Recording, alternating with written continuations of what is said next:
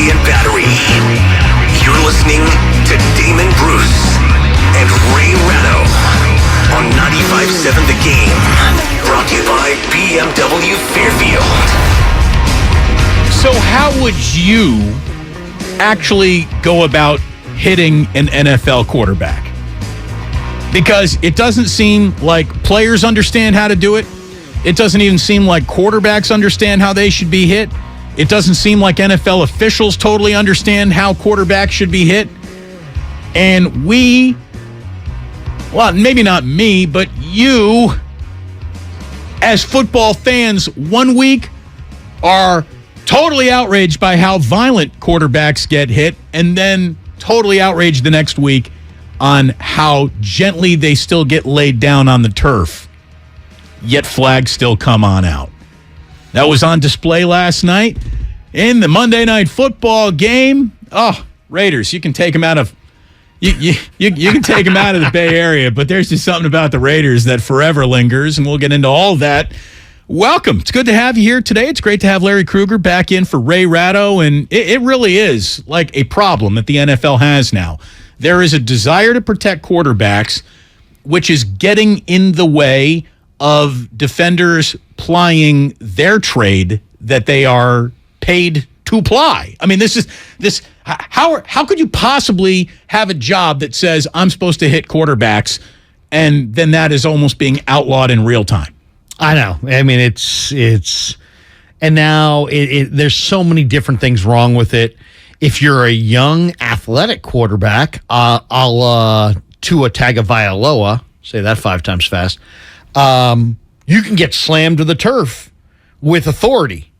And yet, if you're Tom Brady at 45, if you get dropped to the turf in a way that's even like exponentially, significantly softer than that, Grady Jarrett's drawn a penalty.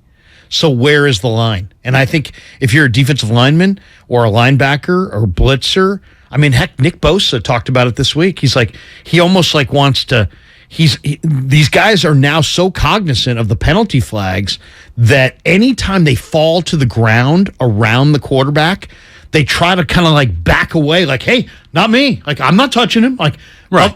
Fearful of drawing that flag just from being in the neighborhood of the quarterback's knees. You can't go low. You can't go high. So you got a strike zone that's like from the mid-thigh to about the rib cage.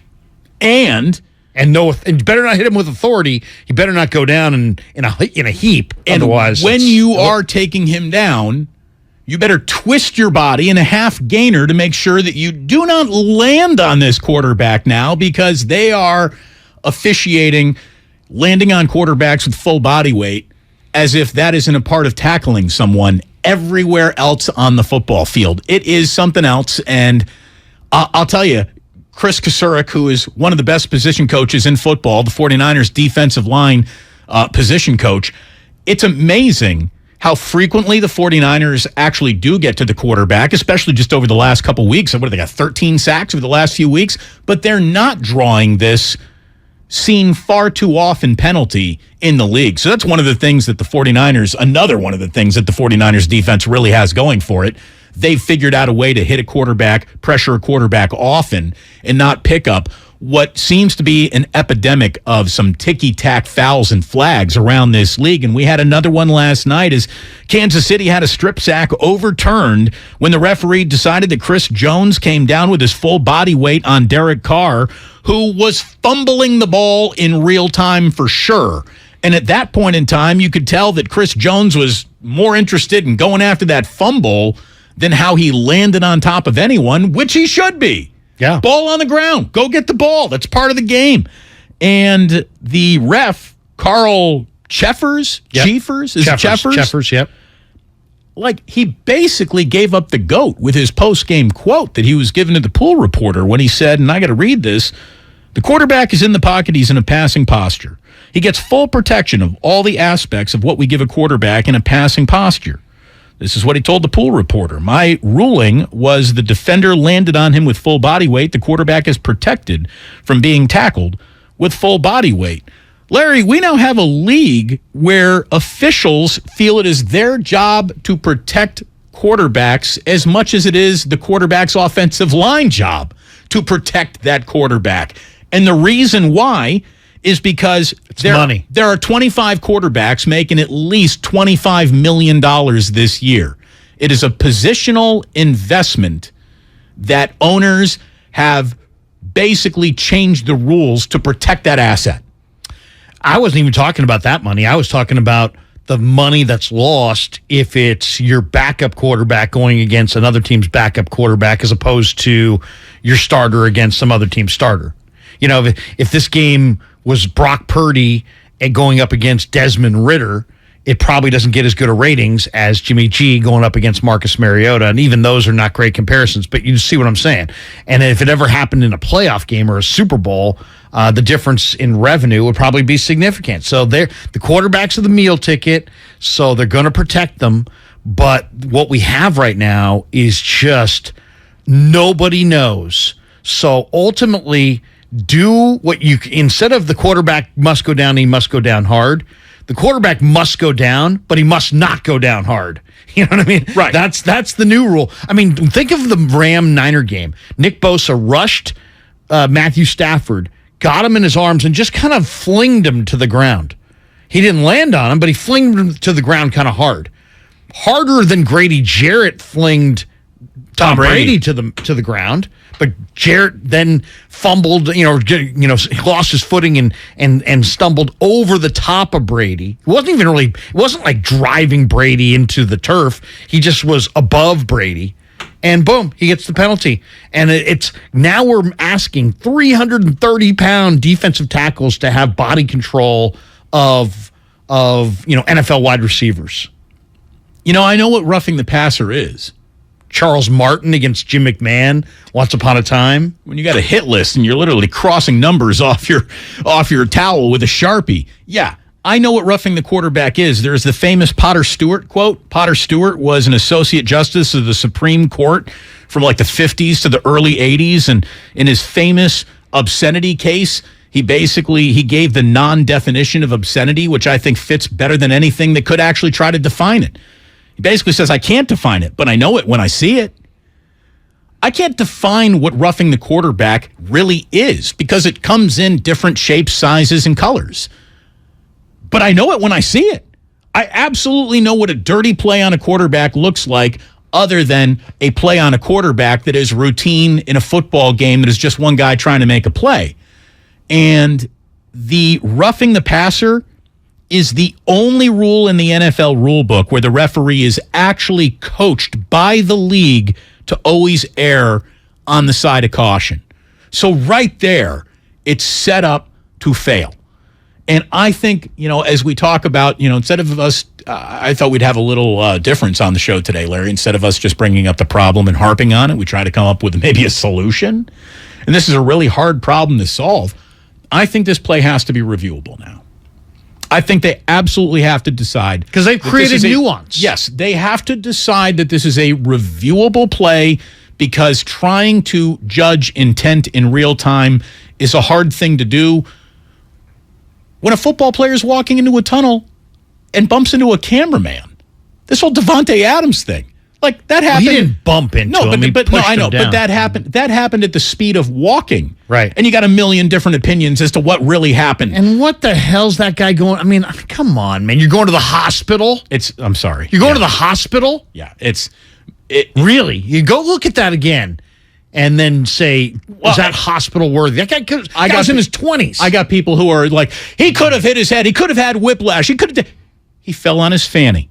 You know what Davante Adams really did wrong? Because there is a second angle, another video, if you will, that shows that guy walked into Davante Adams' path without either of them seeing the other. Like Davante's kind of looking at the tip of his cleats as he's walking off in defeat. This guy's got his head up his rear end, and they bump into each other, and Davante definitely puts his arms out and gives him a shove. It was offensive PI? You know what Davante Adams' only mistake was? His truly only mistake was not helping the guy up. That was the mistake. He should have just said, man, I'm sorry. I didn't see you there. Help him up. And I don't think we have anything to talk about. No, I think you're right. That was his real mistake. But to invoke the police, file a police report, and go to the hospital like this guy. I hope that his ambulance crashed on the way to the hospital so he could know what a real medical emergency looked like. Seriously, that's bad karma, man. That's bad karma. And someone here already on the YouTube text line saying, there's nothing wrong with trying to get paid. Yes, there is. Yes, there is. Yeah, yes, there is. It's called exploitation. It's awful. It's awful to think of everything as, how can I get your money for this total accident? It's a douchebag mentality, and your father should be ashamed of you. Who was that guy? And it's that kind of thinking that permeates our society. Oh, totally. Who was that guy that we worked out with Byline 20 years ago, who's in the sales department, who's like his other job was filing completely frivolous lawsuits? Like he had 15 frivolous lawsuits going at all times. He's like, hey, if 2 of these pay off, that's a really good payday for me. He knew they were. I mean, there's just people who. Chris Cohan, I think, was like that once upon a time. Oh man, former owner of the Warriors. Yeah, he sucks too. He sued a bunch of people. Again, if this sounds good to you, you suck. I mean, I don't know any other way to say it. If this sounds good to you, if you're comfortable with this idea of thinking you as a human being suck and are part of the problem, will never be part of the solution. Luckily, Larry and I are part of everyone's solution. We are going to talk you through all your sports conundrums over the next few hours. And Peter King is going to join us at 5 o'clock. We're looking forward to all of that. It's good to have you here today.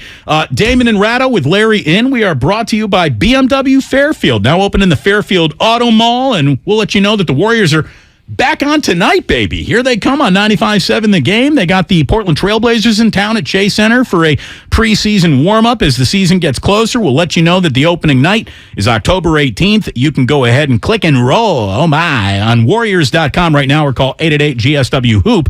Representatives indeed standing by. Oh, Raiders. Choice to go for 2 last night. I mean, I don't hate the choice. You got to get it when you decide to do it. And I don't even know if then it was the right choice. We got a lot to talk about. We're at the 4th down play. We got a lot to talk about. Damon and Ratto with Larry in this Tuesday afternoon on 95.7 The Game.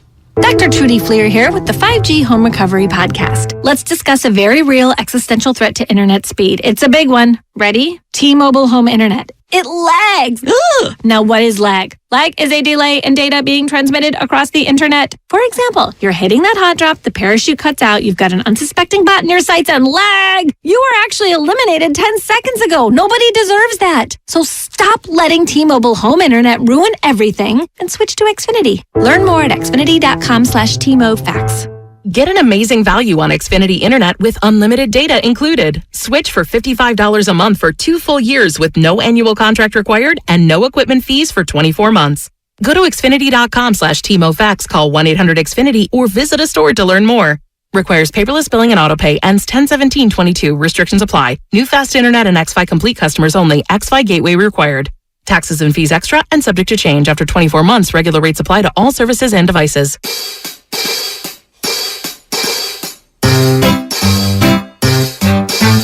1-877 Cars for Kids. KARS Cars for Kids. 1-877 Cars for Kids. Donate your car today. 1-877 Cars for Kids. KARS Cars for Kids. 1-877 Cars for Kids. Donate your car today. Donate your car today at carsforkids.org. That's cars with a K. Your car, running or not, can be picked up as soon as the next day. You'll get a maximum tax deduction and a vacation voucher. 1-877 Cars for Kids. KARS Cars for Kids. 1-877 Cars for Kids. Donate your car today.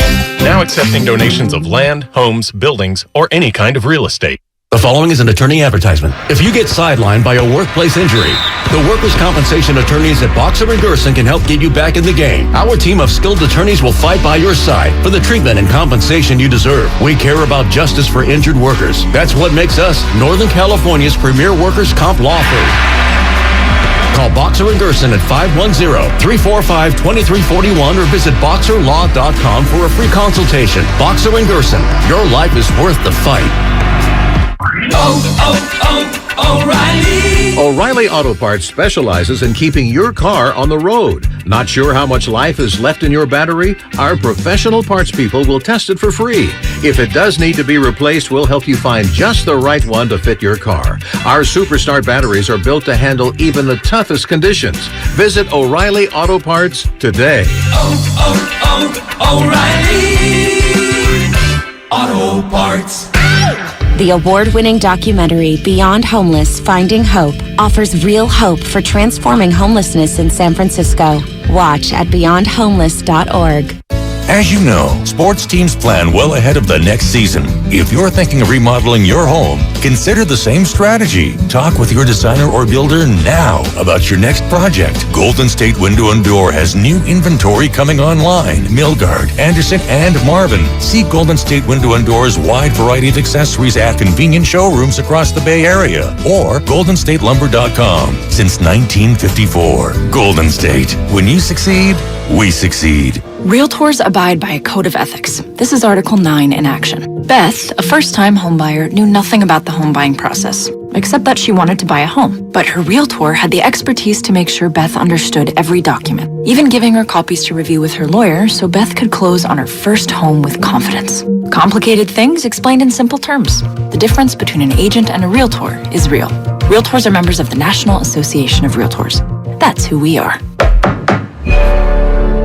Chest up, engage your core, dig At Misty's gym, boot camp gets pretty close to the real thing. She wants to spot a personal trainer with a military background. I can cover this week's boot camp, but we need someone staff. Isn't your cousin a Marine? Indeed can help her hire great people fast. I need Indeed. Indeed you do. We instantly connect you with quality candidates whose resumes on Indeed match your job description. Visit Indeed.com/credit and get $75 towards your first sponsored job. Terms and conditions apply. Kelley Blue Book is the one-stop shop for pricing, fixing, selling, and instant cash offering. Instant cash offer is exactly what it sounds like. An official offer to buy or trade your car. Just enter your VIN or license plate, answer a few questions about your car's history, and what kind of condition it's in. In minutes, you'll receive an offer to sell or trade your car that you can be sure is fair. Then choose a dealer to purchase your car and schedule a time to meet. For all of the it's, KBB.com. What's your retirement look like? With Fidelity Income Planning, a dedicated advisor can help you create a flexible income strategy to grow and protect your wealth so you can stop worrying about the future and enjoy whatever comes next. Investment minimums apply. Fidelity Brokerage Services member NYSE SIPC.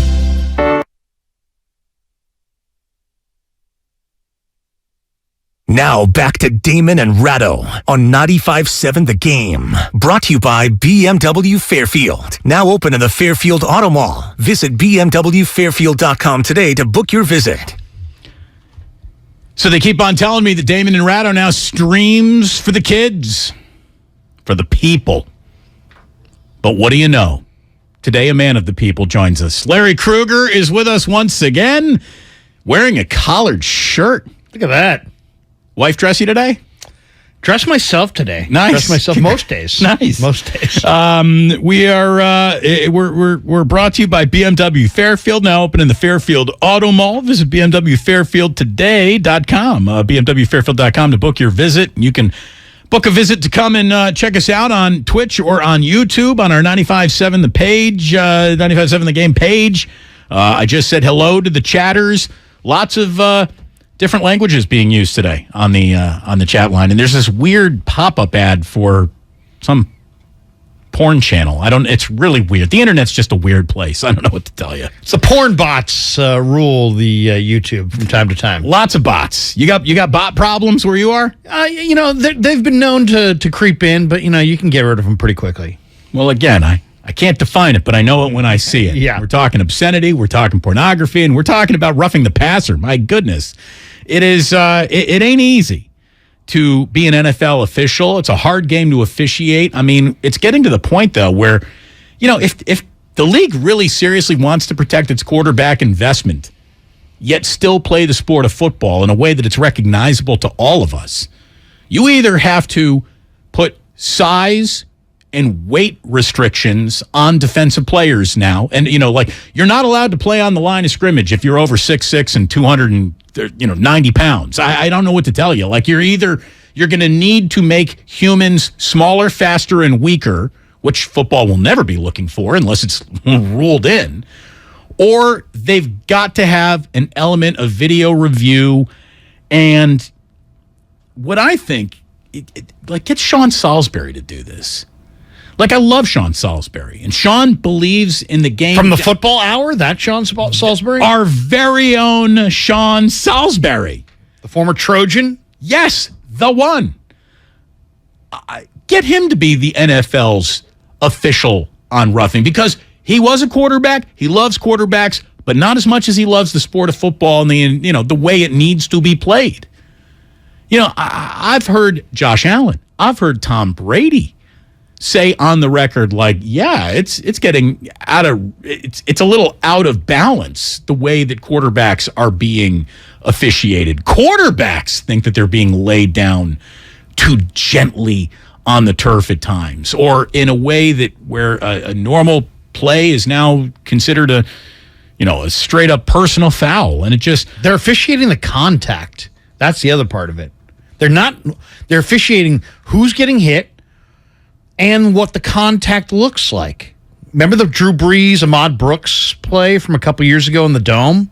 Yeah. Where Brees was going forward, Brooks was going by him, and Brooks clubbed him around the shoulder pads, and it kind of creeped up near the neck, but never got there.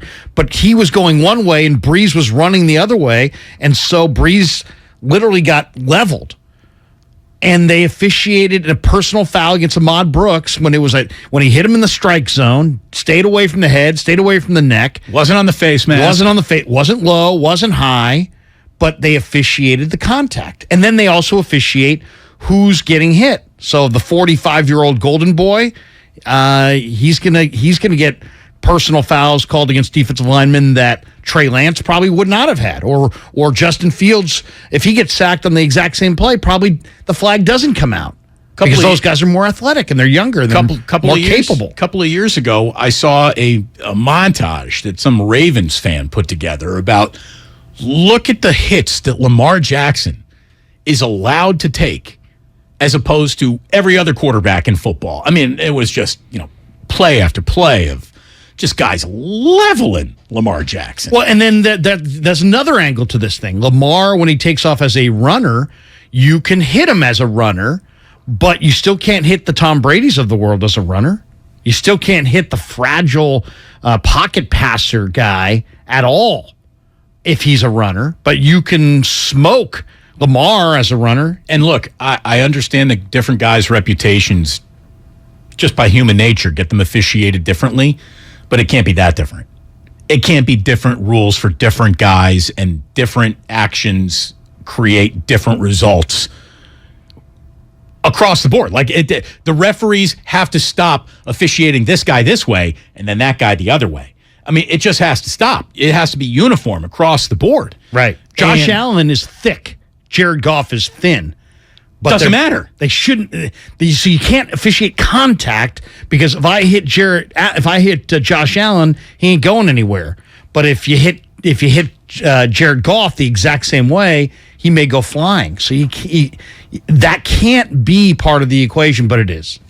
Somebody here on the Xfinity mobile text line from the 408 says, "What are we going to put flags on quarterbacks? Flag football rules at the quarterback position?"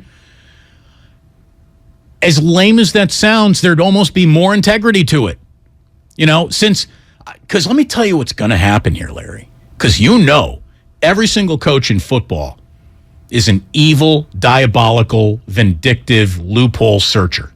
That's what they do. They're looking to get in between the rules for what is best for them.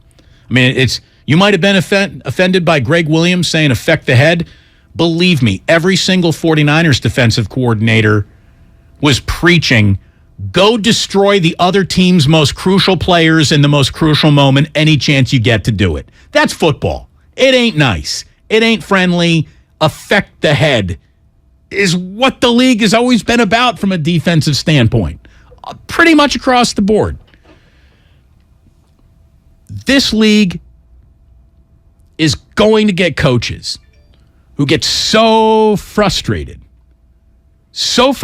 by picking up unreasonable flags for sacking the quarterback, they're going to turn around to their defensive ends and say, let me tell you, we're probably, every single time you sack a quarterback, going to get called for a flag anyways.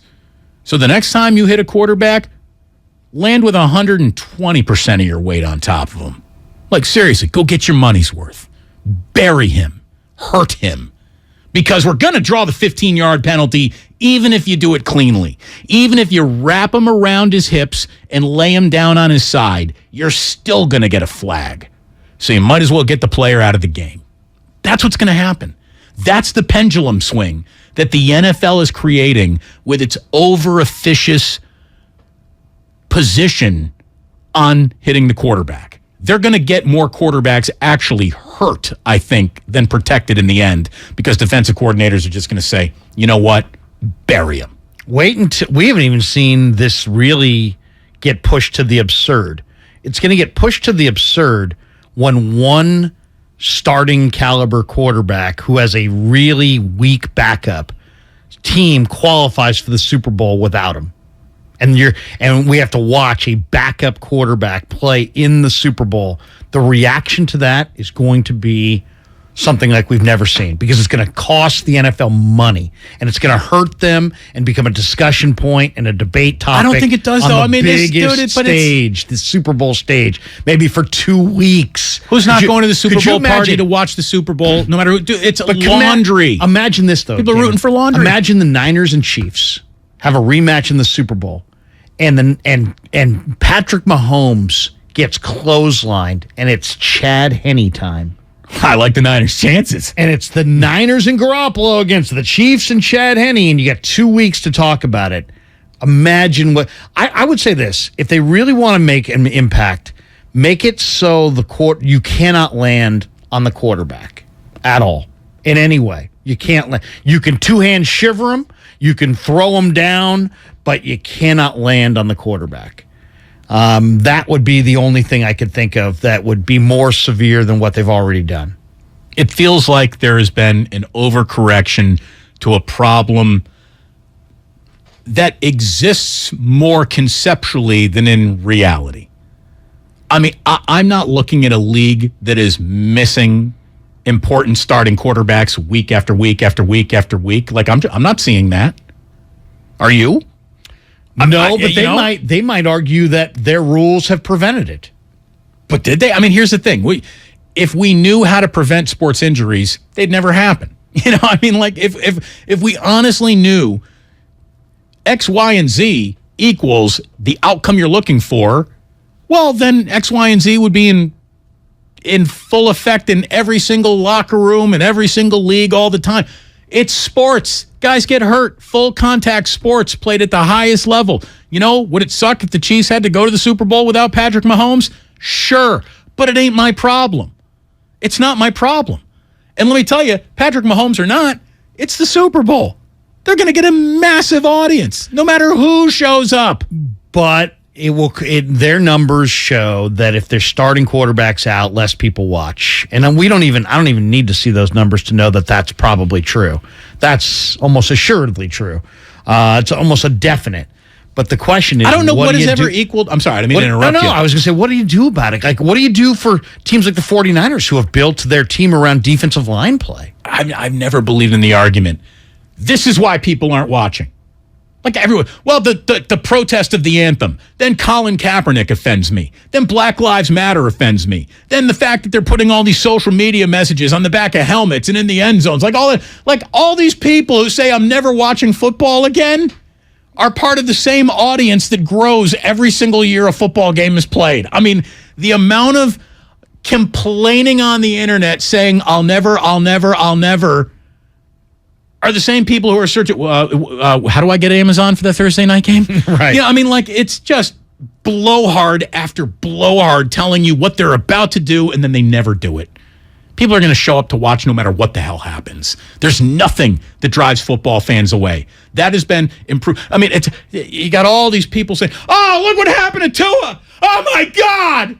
Oh, my God, look what happened the second week in a row. I'm never watching again. You didn't even turn the game off.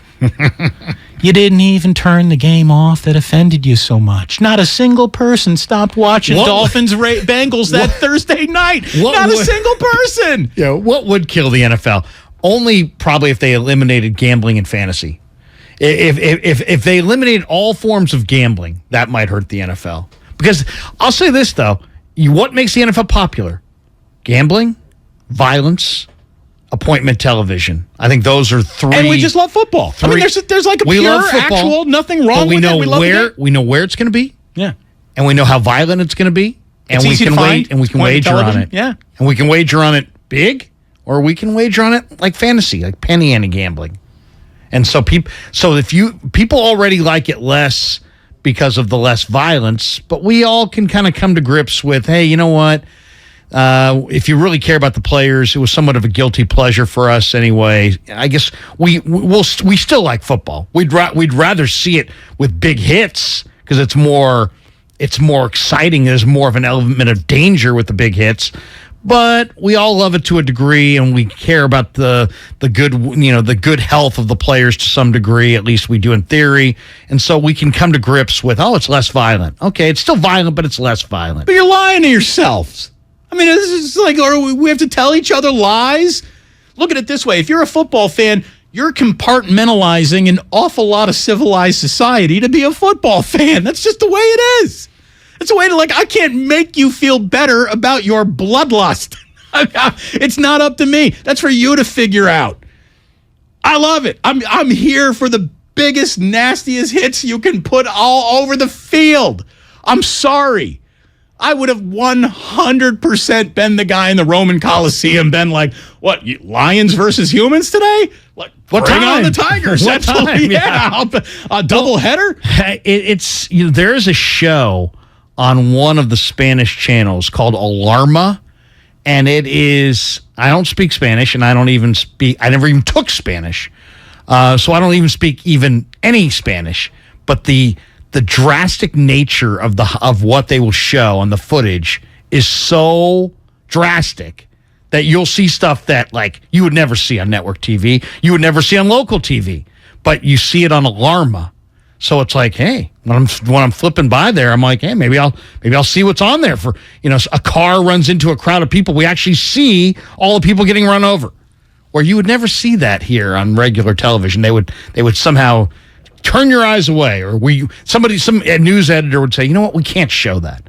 Well, they'll show it on Alarma TV, so guess what? What you're about to see contains graphic footage that could be triggering for some people. And oh, by the way, there's also someone smoking in the background, and smoking is now, you need a warning that there could be smoke. What's amazing is I'm sitting there, I'm watching the Dahmer thing. Right. This Dahmer thing on Netflix. Finally, Jillian's like, all right, everyone's talking about it. We'll watch it. She's all done with. There's a genre out there which she hates to admit she loves. She loves these crime murder genres. She does, but she hates to admit it. And finally this person disappeared, but could it have been the husband? Right. So the Dateline right before Dahmer comes on, up in the left-hand corner, they're like, we need to warn you that there's a little smoking in this episode. There's a guy chopping up people and eating them in this episode. The cigarette isn't the problem. Yeah. Take your cool offensives and get the hell out of here. I'm not as offended by your camel lights anymore. Somebody just got eaten. We need to warn you that there's some smoking in this episode. Yeah, there's also cannibalism in the episode. There's no cannibalism warning. There need to be more of those. But here's the thing, cannibalism warnings. I clicked on Dahmer. Whatever happens after that, it's my fault, right? I turned it on. Seriously. Some people, Damon, what you said on the show offended me. You don't have the right to an unoffended life. I don't know what to tell you. Congratulations. You finally found one show that hasn't so scrubbed itself sanitary free of being interesting. Being offended is like a booming industry in America. Are you kidding me? It's dude, I'm offended. I'm a victim. Right. These are things that when you were growing up, when I was growing up, like you would never claim to be either. It was a sign of weakness. Now it's like a point of privilege. Now it's like, you haven't really lived until you've been offended. Well, stick around because... Give it time. Yeah, Give it time. We're on till 6 o'clock. We'll come up with it before it's all said and done. I mean, you and I, we're two scandalous guys with pasts that are so deeply offended people. Oh, how do you let those monsters on the radio? Seriously, the fact we're even within an arm's distance of a microphone at all is... Here's the thing. Here's why. Because we're more interesting than anyone who's ever been offended. That's why. You're welcome, America. You need Damon and Larry at times. And then again... That's offensive right there. That is somebody just got deeply offended by that. How about the Raiders deciding to go for two there? I'm offended by the Raiders' Were you stupidity. offended? Oh, my goodness. Here's the thing. Like, why are you going up top on 4th and 1 when your back is a monster? Okay, so two different things. Let's start with that. Let's start with the final play of the game. You are looking at 4th and 1. Josh Jacobs is literally running like he's back at Alabama. I mean, he looks like the best back in the league last night. He's Derrick Henry. He's Derrick Henry in a Raiders uniform last night, and on 4th and 1, you're going yoinks away, and what even makes the yoinks away that much more embarrassing is you got two Raiders running into each other and Derek Carr overthrowing their location by about 10 yards. Begging for a penalty. I was offended he was begging for the penalty. I was deeply offended. I was so offended. What are you throwing up your arms for? Yes, my two receivers ran into the... If you even see two receivers in the same neighborhood, something has gone horribly wrong. To see them actually collide on the biggest play of the game, that might be the biggest gaffe I've seen in the NFL this year. It was bad. I mean, it was a bad look. There was no doubt. To call a pass play there was bad. The pass play that was called was bad. They're not even rookies. You're talking about Hunter Renfrow, who's a great route runner, and Devontae Adams, who's probably the NFL's best route runner. And they collided. Look, the Raiders are now 1-4 with 4 losses by a combined total of 14 points. They are. I mean, the Raiders really are officially like the best 1-4 team in the NFL. I don't mean to say Absolutely. that. I don't mean to say that in a derogatory way. They are the best 1-4 team that you'll probably ever run into. They fall to 1-4 with a choice that is interesting to say the least. And, there is a choice there. You score. It is 29-30 now. You can kick the point, and there's about 4 minutes left to play. And honestly, there's probably too much time there. But you got to tie it up. Like, analytics, I think, is the enemy of what guts are telling coaches. And they err on the analytics. And they said that basically the analytics said it was a coin flip. And Josh McDaniels made the coin flip that I'm going to try to take the lead right here and right now because I don't trust my defense to stay in front of the Raiders or in front of the Chiefs, and I don't trust our offense to maybe get it back into field goal range. I didn't get it, though, because if you kick the extra point, field goal beats you.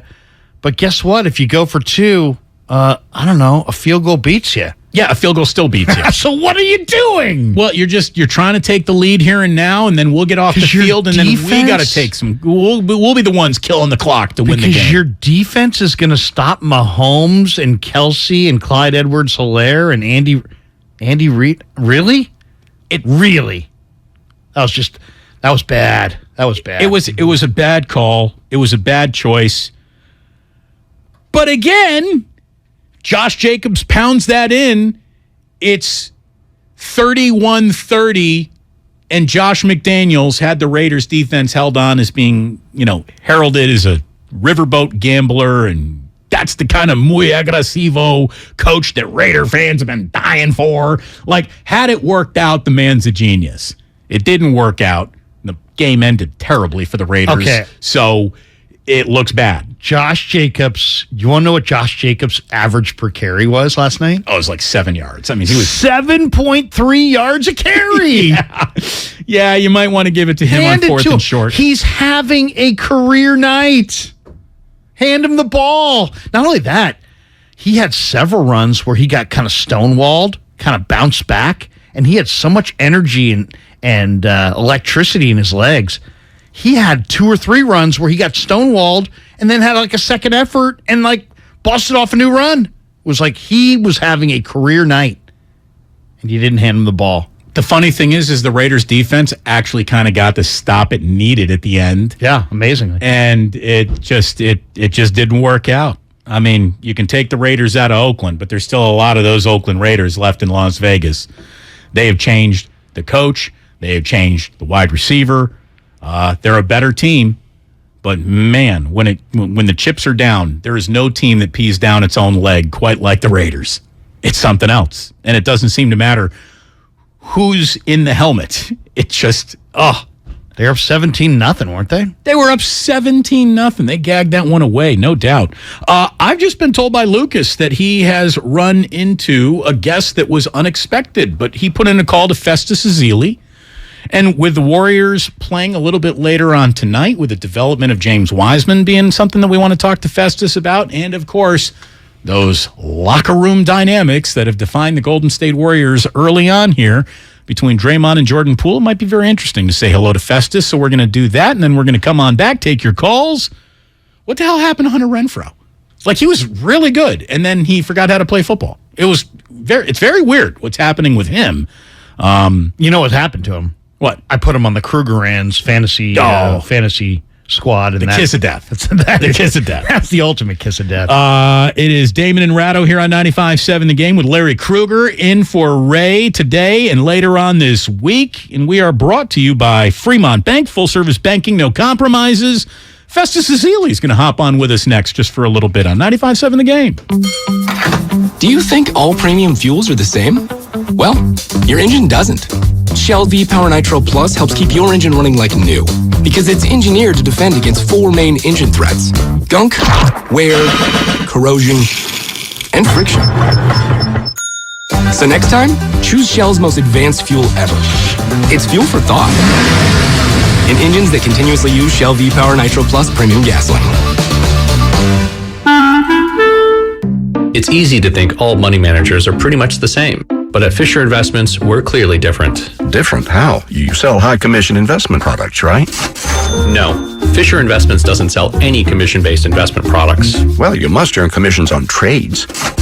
Nope, never at Fisher. We're a fiduciary, obligated to act in our client's best interest. It's the highest standard of care for a financial advisor. How do you know what's in their best interest? We get to know our clients and then tailor a portfolio based on their goals and needs. But you probably sneak in some hidden and layered fees. No, we have one transparent management fee, structured so we do better when our clients do better. Wow, you really do look out for your clients. That's because our top priority is helping them achieve a comfortable retirement. It might be why most of our clients come from other money managers. Visit FisherInvestments.com to find out why investors like you switch to us. Fisher Investments. Clearly different money management. Investments and securities involve the risk of loss.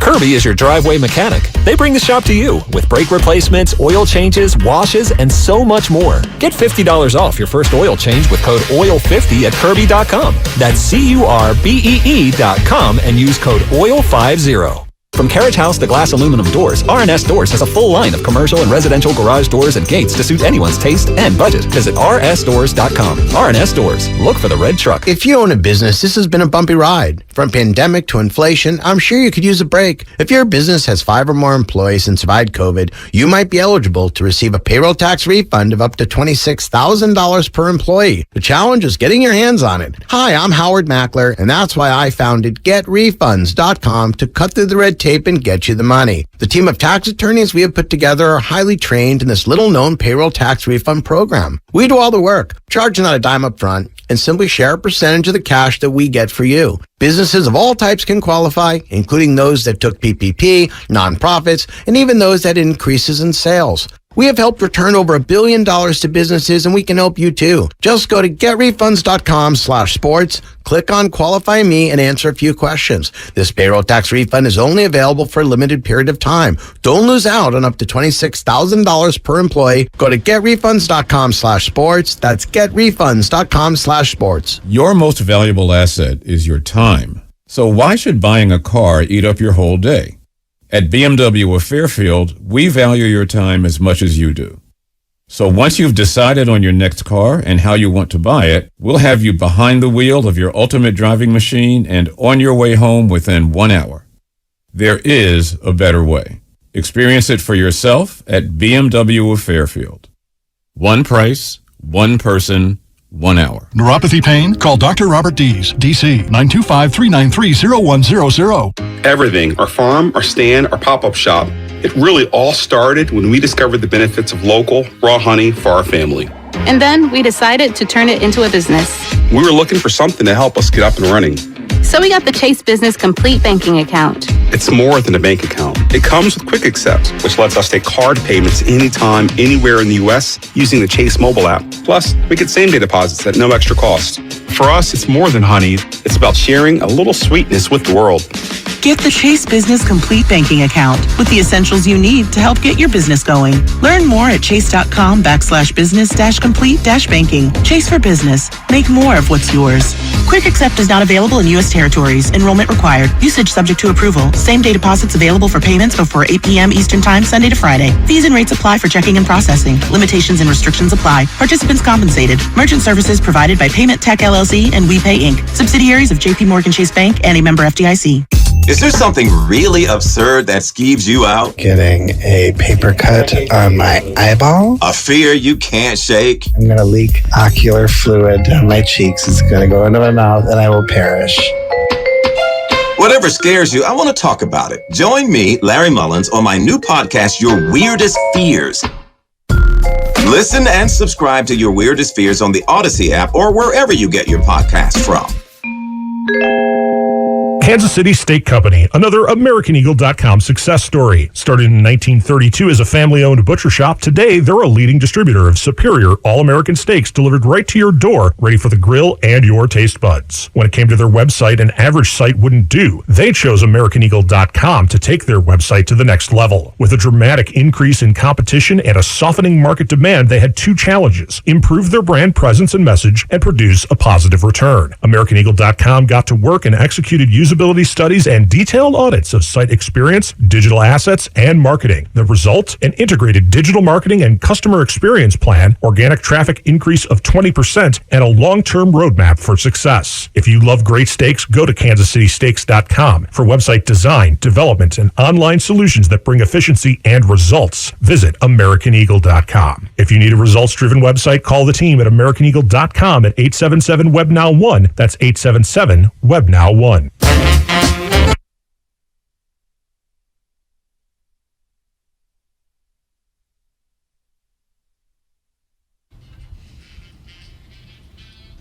Now back to Damon and Ratto, brought to you by BMW Fairfield on 95.7 The Game. Well, welcome to you. Welcome back. If you're on hold, just stay right there. We're going to come on back and start taking calls in a matter of moments, but a late addition to today's guest lineup.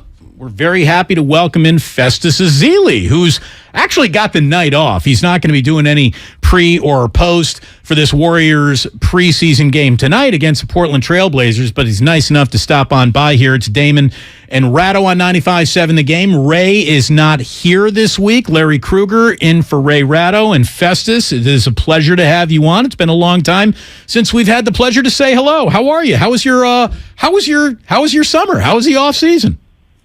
Damon and Larry, what's going on, fellas? My off-season has been pretty spectacular, to be honest, but very short, which is a good problem to have after a championship. It's always nice when it's a short off-season for an NBA player, because that means last season probably went very, very well. And obviously it did go very well, Festus, for the Warriors, but getting off the launching pad for this year has not gone well. I am sure that you have been asked more times than you already care to be asked about the video and what Draymond did to Jordan Poole, but it's obviously one of the reasons why we wanted to have you on today, because you know more about NBA locker room culture, trust in teammates than Larry and I ever could. So when the whole thing happened, how did you feel about it? And then how did you feel about it after you saw the video?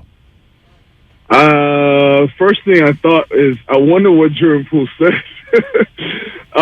Because, and not to laugh about it, because like it's one of those things. I think if anybody's ever been in the NBA locker room, they understand that, you know, playing a sport and being on the team together, we're all brothers, right? And even that brotherhood never goes away. Even now that I'm on the commentary side, I still have a brotherhood with these guys. And so Draymond has always been the agitator. And to see him in a situation like that, I've never known him to be someone to throw a punch.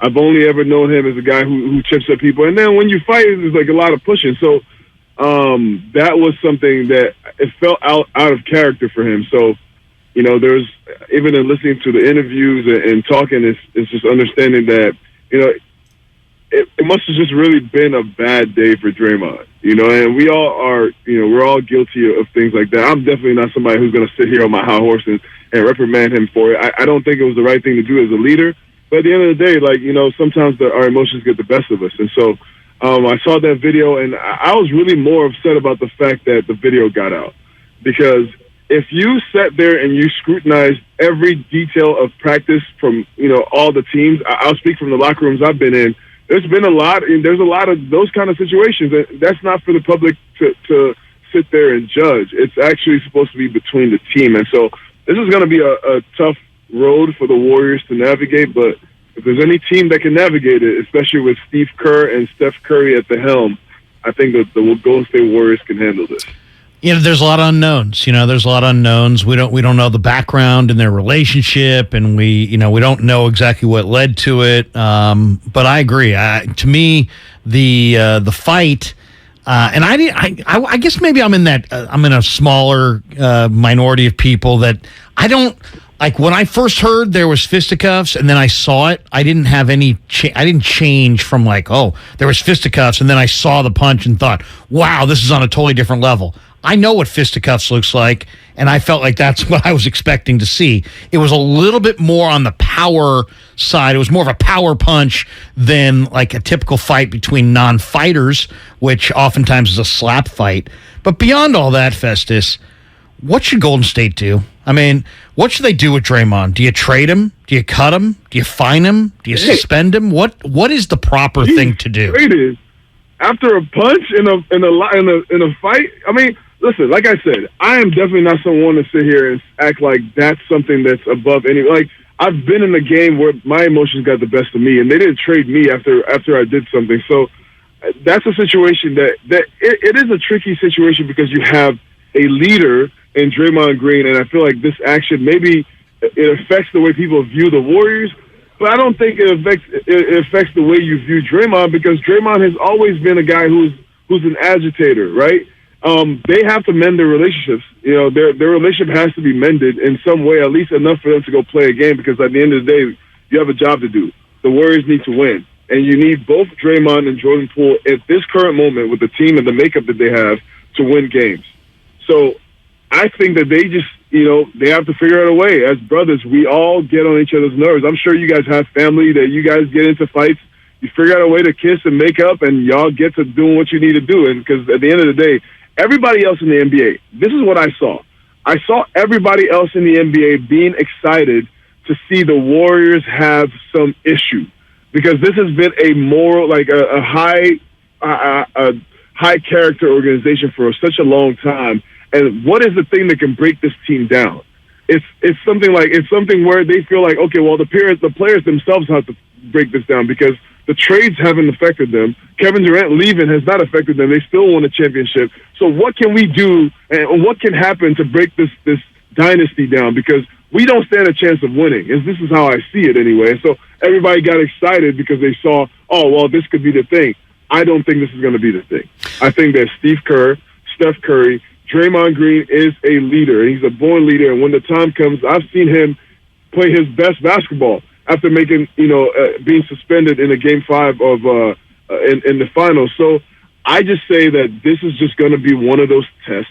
The adversity came early in the season, which you don't expect it to after a championship season, but you grow and you show your true character in moments like this. So I think this is just an opportunity for everybody to understand who the Golden State Warriors are.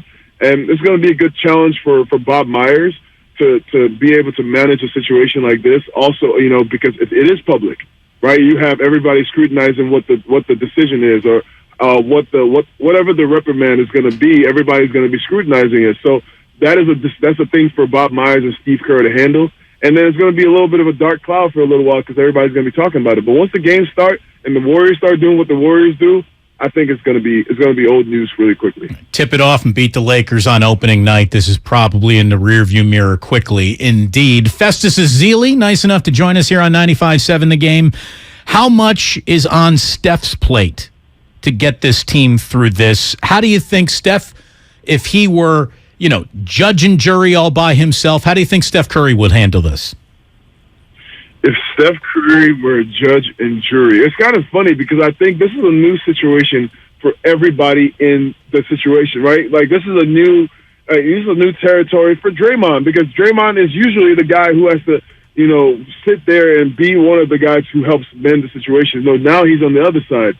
So Steph has to step out and he has to be the vocal leader here. And Steph always he usually leads by action, but this is going to be a chance for him to grow. And every year is always, there was the funny joke about, Steph going to Bob Myers and saying, hey, you need to pay me more. I need more money to having to deal with stuff like this. This is just another thing in the Warriors. I think this is just another moment that they have to figure out how to grow. This is for everybody. This is for Clay. This is for Kevon Looney. This is a moment for people to step out of their comfort zones and be leaders in this moment, especially with Draymond being out. They have a short off season or they had a short off season, but they also had a short training camp.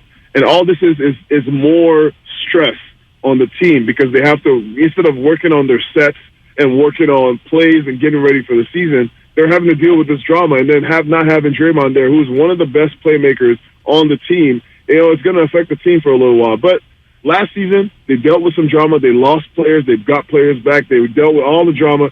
And they have deposited a lot of trust in me. So I understand that I'm not going to bet against the Golden State Warriors. I'm not going to bet against Steph Curry and his leadership. I'm not going to bet against Andre Iguodala or Steve Kerr. This team has proven too much to me for me to just lose hope after one incident. It's a really interesting thing because we don't see it a lot, and there's so many dynamics, and the players have a lot of control in the NBA, and probably rightfully so. That being said, who ultimately do you think, Festus, ought to decide Draymond's fate? I mean, should Jordan Poole have any say in this? Is this a Joe Lacob call? Is this a Myers call? Steph is the best player on the team, and you could argue the leader of the team. Is it Steph's call? Is it the players' vote? I mean, who do you think should determine Draymond's fate going forward here? This team has always been one there's a bunch of leaders on this team. And so with the veterans, they sit together and they make decisions like this all the time. Like I said, I think this is going to be one of those things where the team is going to make decisions. And they sit together and everybody hears each other out. But then ultimately it falls down to, Steve Kerr to make the decision of what he's going to do with his team. And then Bob Myers and him are going to come together, and that's just what it is. I don't think that this is something where Joe Lacob has to be involved. That's not, this is a team, and this happened within the team. Like I talk about the brotherhood and the things that we go through. So Draymond has apologized as much as I've heard is that he's apologized, which he's probably going to have to do a little bit more apologizing. I say let them fight one more time, to be honest, because we didn't get. I think Jordan Poole might want to get him back too, but. This is just one of those things where the leaders are going to have to make the decision. I think that Steve Kerr is one of those people, and they'll sit down, and this is something that could have been handled way differently if it wasn't public knowledge. But because it is public knowledge now, it almost it's like you have to appease the judge and jury that is the fans, and so that's a tough place to be, and that's something that's new for the Golden State Warriors as a franchise. Yeah, I mean, this is one of the real kinks in the armor that we've seen from this franchise, and that video leak is obviously a concern for the Warriors. When you don't know who stepped outside of the circle of trust, it makes everyone start looking at each other a little differently in the circle, and that's an issue that they're investigating, obviously, as we go on here. Festus Ezeli, nice enough to join us. By the way, we're close enough to the top of the hour. Just got to pause real quick. Welcome, everyone, to 4 o'clock. You're listening to 95.7 The Game, KGMZ FM and HD1 San Francisco. Always live on Twitch, YouTube, and the free Odyssey app. Damn well better be free. So, Festus, obviously, huge expectations for the Warriors. I mean, nothing less than a repeat is going to make anyone around here happy. I think that they actually got it in them. I think that they won their next title a year too early. I think they were a year ahead of schedule. And with Clay finally now more than 12 months removed from catastrophic injuries, I think we're going to get a better version of him. I think Jordan Poole is a phenomenal player and hopefully continues along that track. There's a youth movement. Iguodala's back. It should be a very good year for the Golden State Warriors. And that finally brings us to James Wiseman. I was just about to say, you can't forget the big fella. Why everybody just want to forget the big fellas? What's going on with that, man? Well, here's the thing. This is the team that invented small ball. So they're like, we don't even need big fellas, but they do. And if you got one, you got a weapon. It has never been true. There's never been true that they didn't need a big guy. Okay? Kevon Looney came out and played out of his mind. He did. This past postseason, past year in general. He played all 82 games last year, one of 6 players to do that. And Andrew Wiggins was rebounding like an animal in the playoffs. And so these are two things, and these two guys really, really stepped it up. But they still need a big man. The championship that they've won, even the one that we lost together, they needed big men, and the big man to get to that point. So James Wiseman is going to be such a great addition for this team, a big guy in the middle that can run, that is extremely skilled. He's going to make Steph's job a lot easier. You see the lobs. I miss seeing those, the pick and rolls for lobs, especially even Draymond. That's the part I wanted to see, and I'm excited about. I really don't want to talk about this drama anymore. I want to see Klay Thompson come back for his second year. I want to see the addition of JaMychal Green, the evolution of Jordan Poole, Andrew Wiggins. Let's see him keep developing because he is still 26 years old. I don't think people forget that as well. You know, you got Kevon Looney coming back. What's he going to do with the addition of Wiseman? There are so many moving pieces. You got DiVincenzo. I hope I'm saying that properly, but you have him as a new addition. So how is he going to fit in that role? You know, especially with the loss of GP. How is the team going to continue evolving? How is Steph's leadership going to continue to evolve? And these are all the things and all the pieces that you have to look at with, and the things that get me excited as I'm looking at the NBA season, because you also have other teams that are re-upping. You have the Lakers, you have the Clippers, you have teams who are coming in. Sacramento Kings took one of our coaches.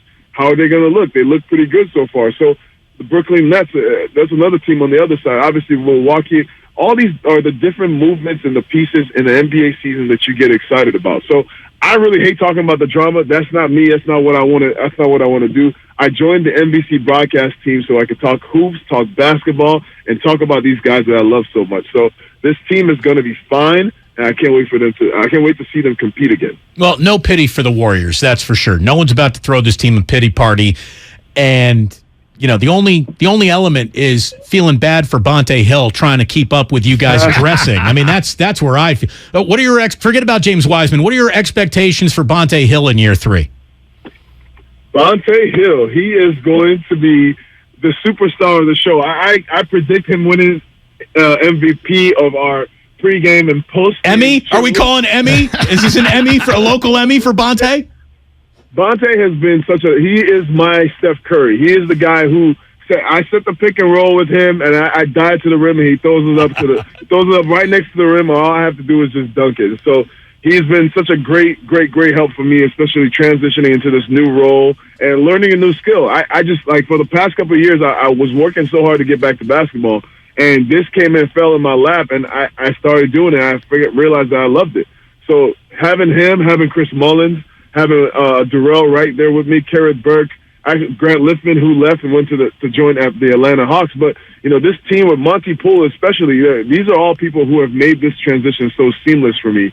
And one of the reasons why I decided to come back this season, I'm actually moving to San Francisco tomorrow, and I'll be there for the first game on the 18th. So this team has been phenomenal. If you put me next to any good people and have me work with them, I have a great time. So I look forward to all the antics and all the TikToks, like Chris Mullins says, because I keep trying to get Chris Mullins to do a dance on TikTok. I think I'm going to get him this year. Oh, man. Anytime you're hanging with Mully and Bonte, you're going to have a good time. Hey, this, to me, is one of the most fun teams to watch in basketball. In fact, the NBA GM survey was out this week, and they asked the GMs, who's the most fun team to watch in the league? And they said the Warriors, 52%. Memphis was second at 28%. Who is Festus? Who's the most fun player for you to watch on this current edition of the Warriors? Who's obviously anybody would love to watch Steph, but except for Steph, yeah, outside of Steph, who would you say is the most fun player for you to watch? this season, I went through so many different emotions watching Klay Thompson because I felt like his return was almost like it was symbolic for me. It's like because you understand that I've been through the journey of having injuries myself, and so with that, I think Klay Thompson was the person just watching his growth, how he continued to deal with not being able to move like he wanted to at first, and then eventually just breaking through and just continuing having this mindset that never. I feel like he just never wavered. He was frustrated at times, like you always want to play well, but eventually just having that consistency to keep showing up and eventually being one of the reasons why this team won the championship, especially, dude, that does not happen. It doesn't happen that you have an injury and come back into a season and expect to play well. He had 2 consecutive back-to-back injuries, subsequent injuries, and after that, he came back and they expected him to be the piece to help the team go win a championship. That's insane. But for him, it was what he expected of himself, and watching him through the journey that last season was very special. And obviously watching them, the Splash Brothers, back together, that was really cool as well. But then also this season you have James Wiseman coming back, so that's who I'm going to be excited watching because I have 2 guards. Oh, I don't know if Vontae Hill is a guard, but I have Terrell Wright and Chris Mullin, who are always talking about the guards. So now I got a big man to talk about, and that's all I'll be talking about the whole season is James Wiseman and all the big men and what that battle of the big is going to look like now that we have a legitimate threat in the middle of the paint. So you tried to make a comeback in 2021. You got some run in the G League with the Westchester Knicks. One of the reasons why people have always been drawn to you, Festus, is because you're a real person. And you talk about vulnerabilities. Like you don't just shine when the sun is out and everything's good. You talk about when things have gone bad. What was it like to finally process that your playing days were behind you? Was that a tough thing to go through, or was the long road back sort of the wind up you needed to watch your playing days kind of end? I don't think any basketball player ever feels like their playing days are over. Right, so we all still feel like we can play. I think that the long road back has taught me a lot of stuff, a lot of things. There's so much about my recovery journey that I can take and use in my next phase of life, especially even taking on this new challenge right now with commentary and broadcasting and doing all the things. But I have learned to appreciate the journey more than ever before. What people don't understand about my journey is I was in a wheelchair for 6 months. And that in itself is something that taught me so much. I just never knew what it was like to be in a situation like that. I needed people's help to go to the bathroom and get food and all the things. So I appreciate all the things I'm able to do. Whether I can play basketball or not play basketball anymore, there's still a way for me to affect winning or affect the team that I'm in. There's always opportunities for me to take advantage of, which has been the story of my life so far. I came from Nigeria at 15 years old and started playing basketball at 16. And with the way my journey has gone, you have no idea what it is that you can accomplish when you have just a vision and you continue to stay positive, be a good person, and work hard. So, yes, I might not be able to play right now, but who knows what tomorrow holds. Who was the first person to ever put a basketball in your hand, and how much did that person change your life? Well, my uncle found a basketball team, an AAU team, in the back of a newspaper. At the time, I lived in Yuba City, Northern California. So that's the way we found the basketball team the first time, and I went to this team, and I tried to play. I knew nothing about the rules. My first basketball basket was against my own team because I didn't know the rules. I didn't know at halftime you switch sides of the court. And that's where I started, very humble beginnings.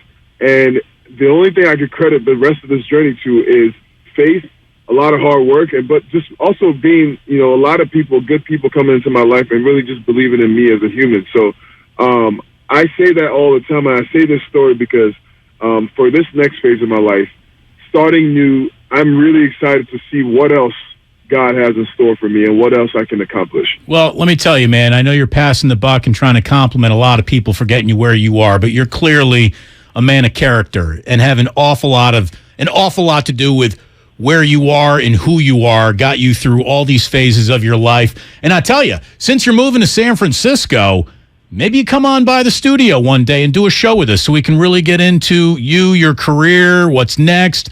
We'd love to have you in studio sometime, Festus. Don't threaten me with a good time. I'm ready. There you go. Well, it'll probably be Ray, so I don't know how good of a time it'll be, but we'll make it work out for you. We'd love to have you in, Festus. Thanks so much for joining us today. It was great to catch up with you. Thank you guys for having me. And everybody, let's show some love to our brother Draymond Green right now, especially because everybody is really on his case. But you got to understand that everybody's human and we all make mistakes. So I'm excited for this team to get our brother back, for Jordan Poole and Draymond Green to kiss and make up, and for the Warriors to be back doing what the Warriors do. Festus Ezeli. That's a good guy right there. That's a hell of a teammate right there. It's a man of character. Sports don't build character. They reveal it. That guy's character just drips out of him. And he wanted to be a doctor. He went to Jesuit High School up in Sac for a year and stayed with his uncle. He was thinking about being a physician. Dude, he got into Vanderbilt. Yeah, they don't just let people into Vanderbilt, okay? Like, you have to be very good academic school. Really, really smart to get into Vandy. Oh, and there's the other question I should ask him. Be like, so as a Vanderbilt guy, do you even follow the football team? Or are you more like a are you about them Vandy boys going to the College World Series every year? Yeah. But maybe he's got a poster of Will Perdue somewhere in his house. Hey, who doesn't, you know? If you are on hold, I'm sorry we left you there for so long. But Festus is an absolute charmer. And it was great to catch up with him. And I think it's very interesting when he says, gives Draymond a little love. And if you're a Warriors fan and you want to do that, it's time, I guess, to start doing it. Obviously, he put himself directly in the crosshairs of media scrutiny. But it's up to Jordan Poole now.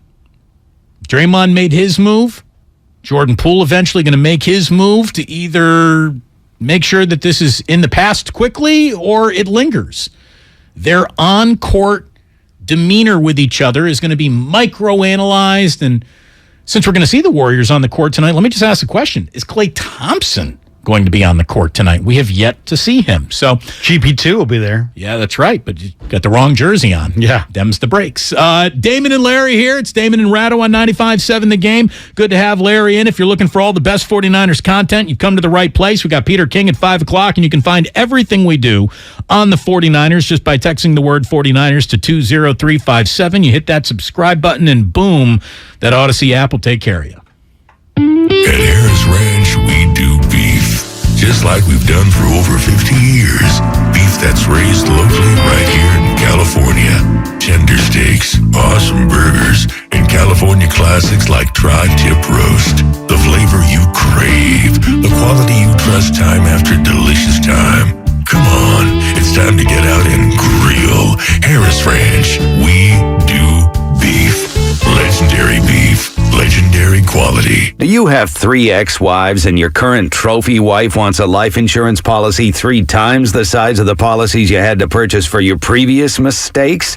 If so, you need to call Big Lou at Term Provider, 800-200-1966. Big Lou is intimately familiar with your problems, and if you're 50 or 60 years old and in reasonably good health, a $1 million policy should only cost about $100 to $200 per month. Big Lou may have a solution for your previous policies as well. You may even save enough money to lighten the load on your new $1 million policy. Remember, call Big Lou. He's like you, except he's only on number 2.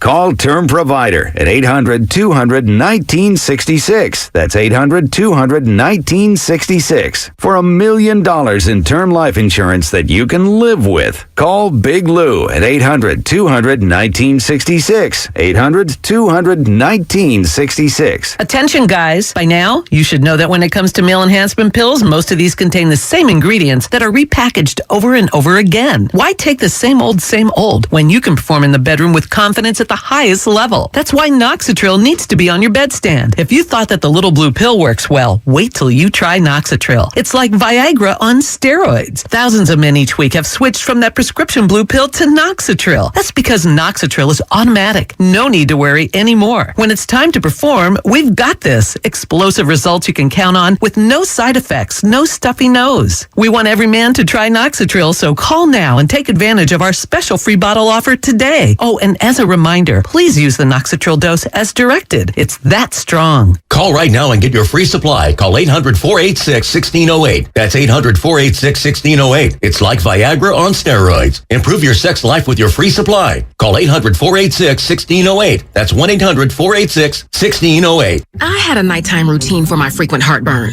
I would drink milk. I would sleep upright with more pillows. But that painful burning stayed.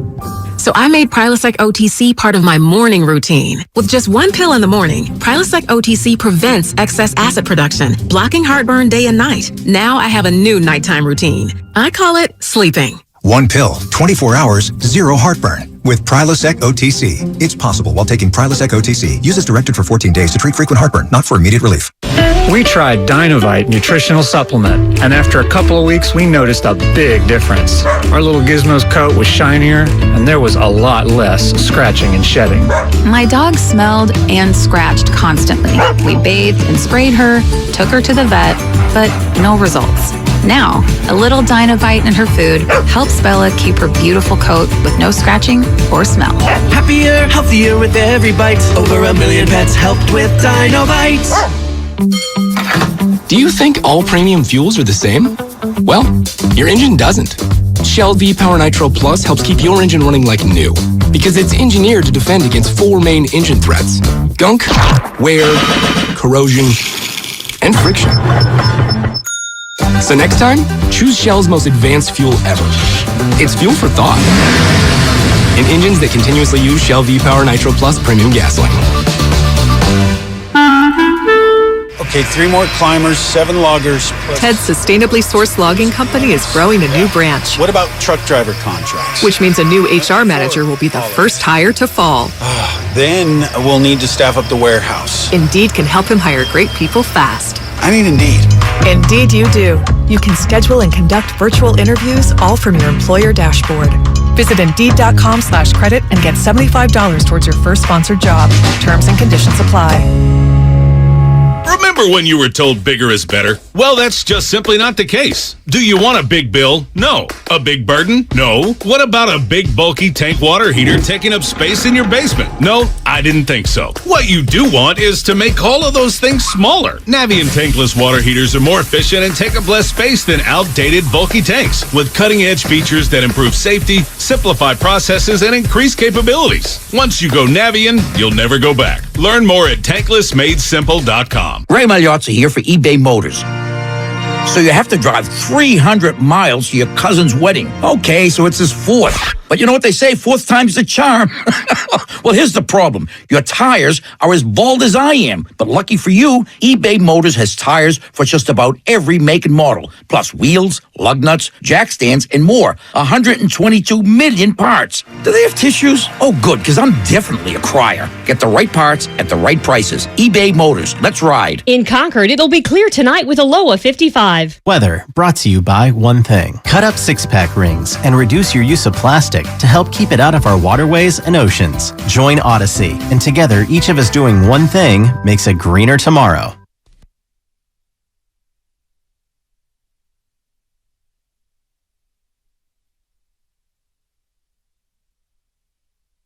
Now back to Damon and Ratto, brought to you by BMW Fairfield on 95.7 The Game. Well, let me tell you, you're not going to get a lot of postseason baseball here because there's no real team other than the Dodgers who don't play until tonight to update you about that we think you care about. However, Yordan Alvarez just walked off the Houston Astros, who were trailing the Seattle Mariners, and a home run gives Houston an 8-7 win in Game 1 of their ALDS. So and it was 7-3. It was 7-3 Mariners, and Yordan Alvarez, the former Dodger prospect, just hit one out. 7-3 became 7-5. Now 8-7 walk-off. Astros win Game 1. Nearly the same thing happened with the Phillies today. Yeah, Phillies almost gagged one away. Phillies led 7-1 in the 5th. Yeah, and I believe won, 7-6? 7-6. Yeah, nail-biter against Atlanta when it was all said and done.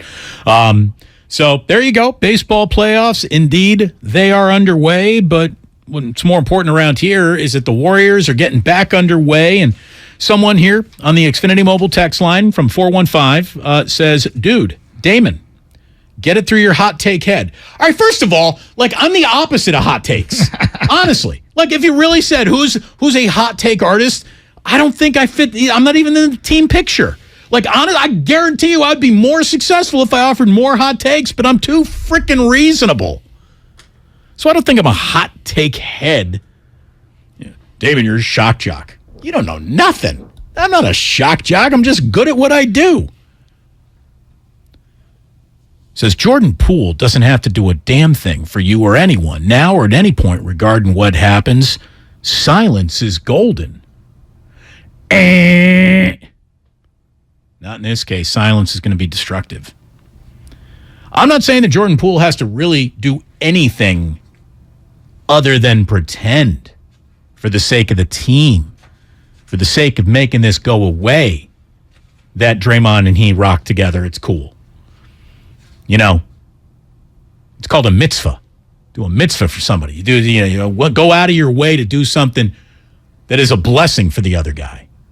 Jordan Poole makes the season nice and smooth if he just puts his arm around Draymond once. You're right. Does he have to do it? No, he doesn't have to do a damn thing. But the pro that I think he is, the player that I think he is, and hopefully the man that he is going to see that it is up to him to defuse this bomb for the Warriors, probably more than anyone else other than Draymond Green never doing something like this again. So for you to just say silence is golden, I think you got that all wrong. I think making sure this is behind them is golden. And whatever steps you got to take, honest ones, dishonest ones, those are the right steps to take, because what is better for the whole? What is better for the group? A sense of kumbaya before we really get going here. Don't you think? I mean, silence could be viewed as a very aggressive move if public silence is also combined with some kind of demand behind the scenes. What if he's silent about it but goes to Myers and say, you know what? Trade him. Well, no. First of all, the man put 4 banners in the arena. They're not trading Draymond Green. Like, they could. No, they couldn't. They're not trading Draymond Green. They could. To who for what? I'm just saying he has value, and they could trade him. There's no more value that Draymond could present to any team other than the Golden State Warriors, which means they can't come out ahead of that trade. Well, he has the most value to the Warriors. But let's just say the Warriors internally thought, you know what, Draymond's a pain in the ass. And we don't want, and he's in decline. And we're just kind of looking for an out anyway. And now we got an out. You want to know how this ends? I'll tell you how it ends. Draymond plays out this year. He then exercises his player option for next year. And at the end of next year, Draymond Green will have played his last game with the Golden State Warriors, probably regardless of outcome. I think that they will be ready to move on after this contract. He's not getting another contract with the Warriors. I don't think he is. All the more reason to move him, because now you're getting something. But I think he actually represents more value in his final 2 years on the roster than he would in assets you get back from him, and then he's somewhere else. Where, first of all, if Jordan Poole's okay with him and if they mend fences, but what if this is too much? What if this is too much and Jordan Poole says, you know what? I'm not mad at him, but all things being equal, I'd rather him not be here. All right, well, and he says that to Myers. Well, then but here's the thing. So if Jordan you don't Poole think Myers could get an offer? He could get several offers. If Jordan Poole feels that way, he needs to let Bob know before Monday. And the extension that he is, I think, going to sign before Monday. What if he doesn't want to wear that? What if he doesn't want to wear that burden? But what if he wants him out, but he doesn't want to wear it publicly? He's totally within his rights to want him out and to not want to wear it publicly. And why would you, as the Warrior team, put that on him publicly? That's going to be a divisive influence on the fan base. Some people are going to side with Draymond. Some people are going to side with Jordan. But what if Jordan just says to Myers, you know what? I'm trying to get beyond this. I want to get beyond this, but really I can't get beyond this. And I'd like you to move him. All right, so now you're talking about roster business. So in order He's for movable. in order for me to do that level of business for you, Jordan, you have to let us know that at the end of this year you're not hitting the open market highest bidder. I'll see you.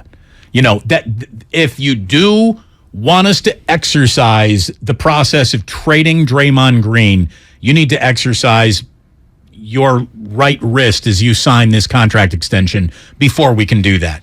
I would need a multi-year commitment for Jordan Poole before I built the roster in Jordan Poole's future vision. You know what I mean? Isn't Poole using the October 17th deadline as kind of a leverage point to get an extension?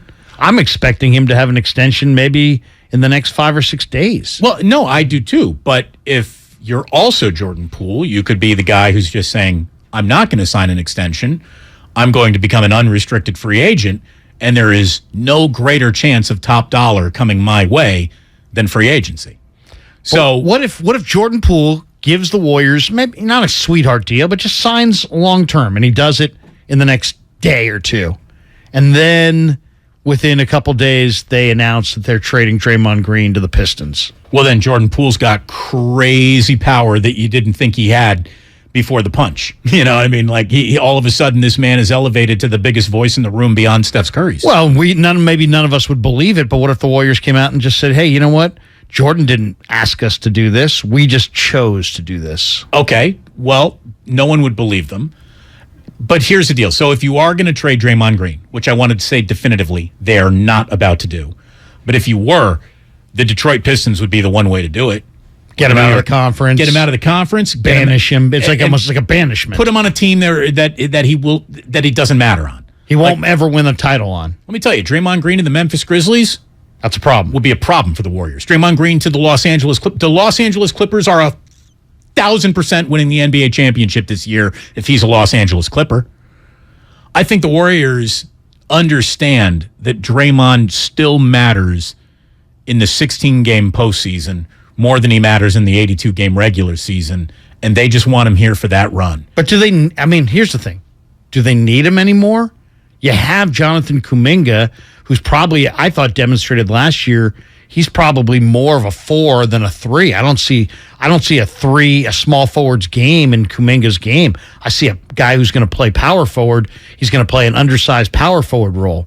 So since you got Kuminga there, heck, the way Kerr sounded about Kuminga, optimistic he sounded about Kuminga, he sounded like he's ready to throw Kuminga in the starting lineup. All I'm saying is, if there was any element of the Warriors who was tired of Draymond Green, he just gave you an out to trade him, and he probably still has significant value. I think the out is no future business, but he'll represent more value to the Warriors as a rostered player than he would be as an asset that you. I mean, what are you getting back for Draymond? What are you getting back? That part's he's $25 million worth of players, or somewhere close to it, because that's the NBA rules, and he makes $25 million. So if you trade him to the Pistons, I looked at it this morning, you could get. Now, just who knows what the Pistons would be willing to offer, but you could get. Why would the Pistons, who aren't anywhere close to being a playoff team, because they want Draymond Green? Because he is synonymous with winning, and they've got a room full of young guys who don't know how to win. But he's synonymous with a winning formula. Draymond ain't. You don't think he's the key cog in winning? I think he's the key cog in the way that this team is built. Draymond being the alpha dog on any team is a team that ain't going to the playoffs, dude. I hear as far as scorer, but he still does all the dirty work. They've got Cade Cunningham. They've got some nice pieces in Detroit. All I'm saying, you could take Alec Burks, Sadiq Bey, and Nerlens Noel, and that works on the trade machine. But you get a shot blocker. But the roster's full. I mean, there's just I know you'd have to maneuver some things around. I'm just saying, if you wanted they're not trading Draymond if you Green. wanted to, you have a replacement right there, ready for an increase in minutes in Jonathan Kuminga. And Patrick Baldwin, according to what I've read, has been very, very impressive. So you got two young power forwards that are sitting right there. They have never been in a better position to move Draymond Green than they are today, if they wanted to do it. I just don't believe it's going to happen. I don't believe that anyone over there has the conviction to do that. And I do believe that would rub Steph Curry the wrong way, and not rubbing Steph Curry the wrong way is the only way to go about business if you're the Golden State Warriors. There's no one who unlocks Curry's game. You don't think Steph or any of the guys are done? You don't think anybody? Kerr sounded like exhausted by this whole thing. Like if you guys only knew the facts that I know, you would be in a different place. This is a player that has habitually stepped over the line. He's a terrific player. He's my favorite player. I'm not advocating trading him. I'm just saying if they chose that path, they've got a lot of different options, and there's a lot of different deals that they could make. I think the timeline is better met with 2 more years of Draymond, 2 more years of developing Kuminga, Moody, and Cunningham, all the up-and-comers. And that's going to be the time to move. I do believe Draymond is in his final contract with the Warriors right now. He may not have been before the punch, but that is where he lives now, just the way that I'm looking at it. Draymond as a piece on a Warrior team in the playoffs represents more value to the Warriors than Draymond could ever get back for them in terms of assets. So I think they're just riding this one out. Yeah. I think they're riding this one out. And somebody said, Damon, I don't mean to come across as John Dickinson, but it's going to be Jordan Poole would be a restricted free agent next year. But here's the thing. If you don't lock up Jordan Poole now, it gives another NBA team the opportunity to put the poison pill contract in front of him that the Warriors simply cannot meet. Hey, Jordan Poole, the Orlando Magic want to give you $180 million. Match it. You could match it and trade him down the road. By the time the Warriors match that with the tax, he would be a $500 million a year player. He'd be a $500 million player. It's not a scenario they want. No. 888-957-9570. Priest in Palo Alto, who I know has been talking to Larry and I for years. How are you, Priest? I'm all right. Thanks for taking my call, guys. Hey, listen, man. You're right, Damon. I mean, trade Draymond over a punch. Listen, if you play basketball on any team, any length of time, and at this level, you've been hitting people. Listen, these are grown men with testosterone coming out of their eyelids. I'm just saying, man, let's move on past this because there's 2 things Jordan Poole wants the most. It's a new contract and another championship ring. Draymond plays a big part in that. And I'm just saying, these young cats, while they are ready to get minutes during the regular season, they've never carried a team through a 16-game to a playoff series season. So they need to be able to go through that once more, where they play major minutes in it before you start dumping that on their plate. I think Draymond stays here until Draymond is ready to leave.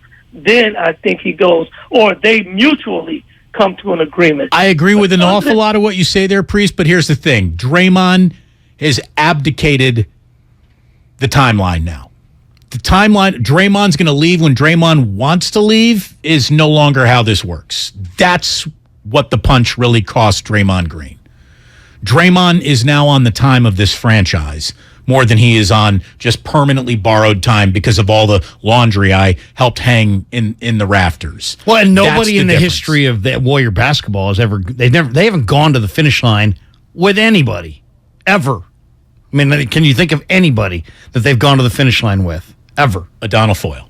I mean, hardly anybody. I mean, you think of all the greatest players that we've all rooted for the last 4 decades. None of them finished with the Warriors. By the way, was Foyle a career Warrior? Did he have a cup of coffee? No, he went to Orlando. Okay, all right. Was he in Orlando? Yeah, didn't he back up like Tree Rollins or something? I think he was in Orlando. But I'm not saying they should trade him. And I get people on the text line here who are like, dude, who's this idiot filling in for Ratto? Hey, that's our idiot. I mean, I'm not saying, I'm just saying.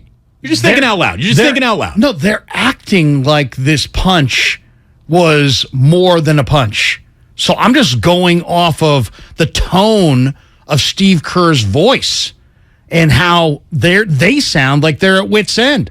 I don't care. I don't have to live with the guy. He's one of my favorite players. I know he's a key cog to winning. I've been saying it for the last 5 or 6 years. They don't win any titles with Draymond. I'm also in that category. Without Draymond. Without him. Yeah. I don't think they win without him going forward. I'm just saying, if they have Kuminga.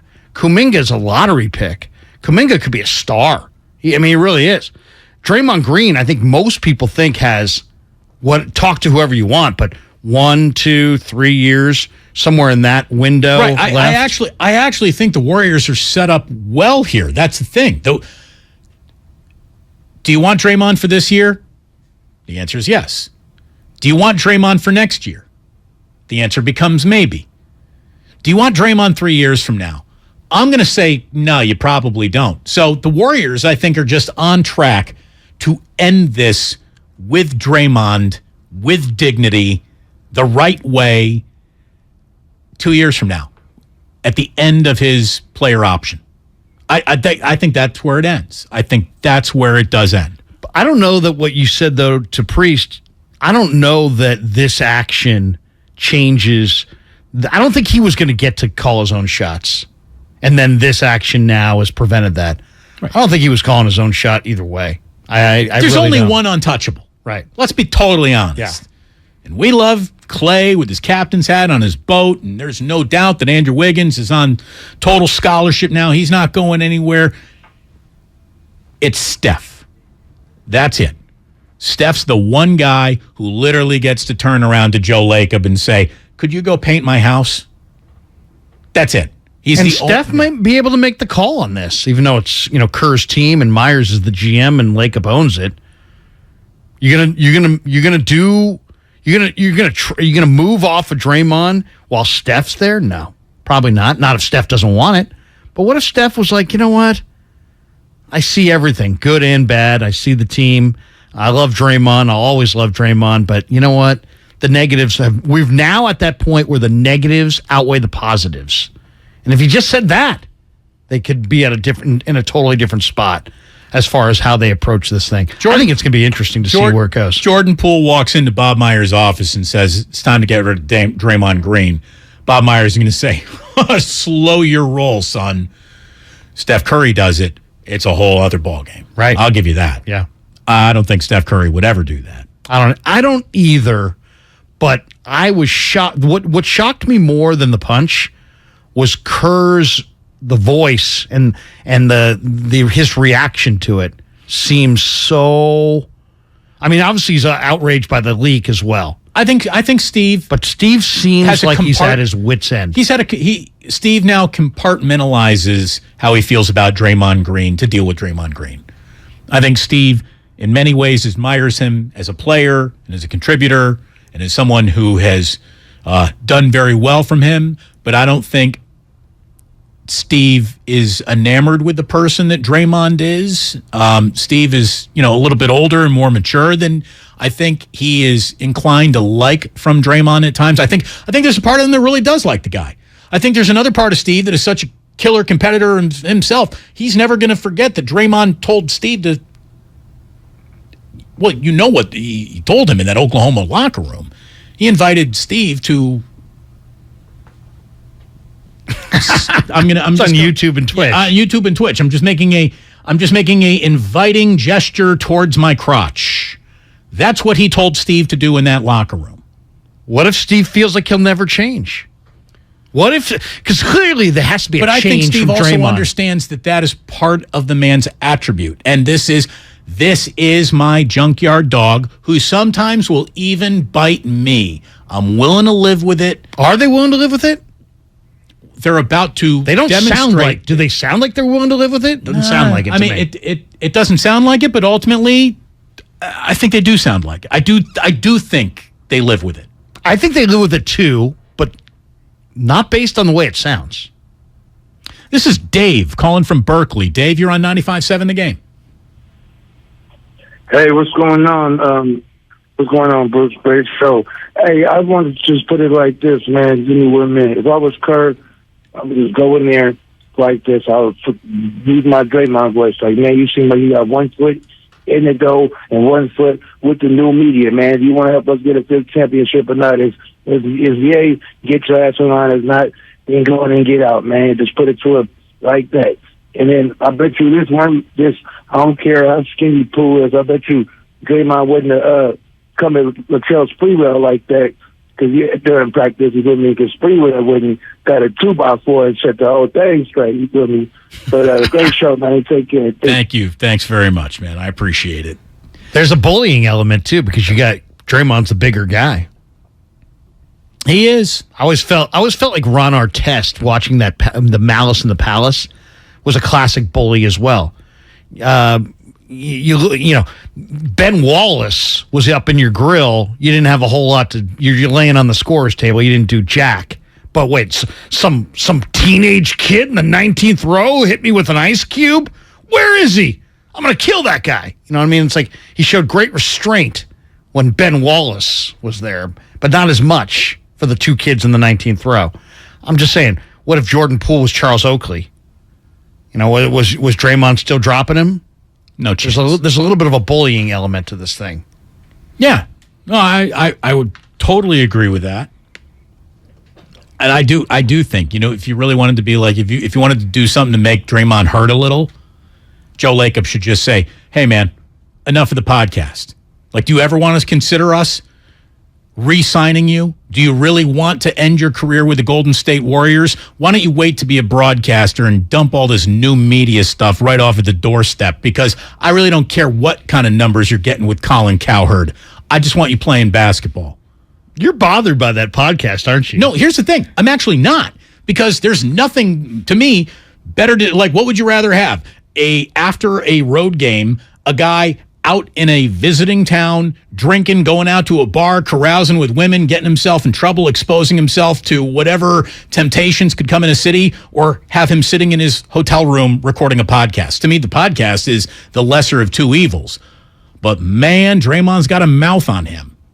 And what could, you know, like, you want, Jordan Poole got hurt by Draymond Green. You want a little eye for an eye here? What would hurt Draymond Green? Well, you're not going to say, all right, you 2 boys go outside and fight, you know, put him in the yard and let him fight it out. Yeah, Festus did. Yeah, maybe at halftime of tonight's game. They're not going to put him in the yard and let him fight it out. It's just, that's not going to happen. But how about this? I'll be there for it if it is. Just play basketball. Give up your podcast. Just knock it off. Stop talking. Start playing again. Focus all your energy onto your healing, whatever you need to do, whatever went wrong, whatever made your day bad. Man, we got a little bit more of this. Peter King at 5 o'clock, because the NFL is indeed king. So stick around. Much more coming up. Damon and Larry here. It's Damon and Ratto on 95.7 The Game, brought to you by Fremont Bank. Full service banking, no compromises. This is your time to cash in at Cache Creek Casino Resort. To rock and to roll. Over the hills and bluffs. Go all out or go all in. With 4 stars and rising stars. Now we do more than ever, so you can do as much or as little as you want. It's your time to cash in at Cache Creek Casino Resort. Hey, Becky, what about this beat for your next song? It's cool, but I'm into faster stuff lately. Like Xfinity that gives me beyond gig speeds. Got it. What about this then?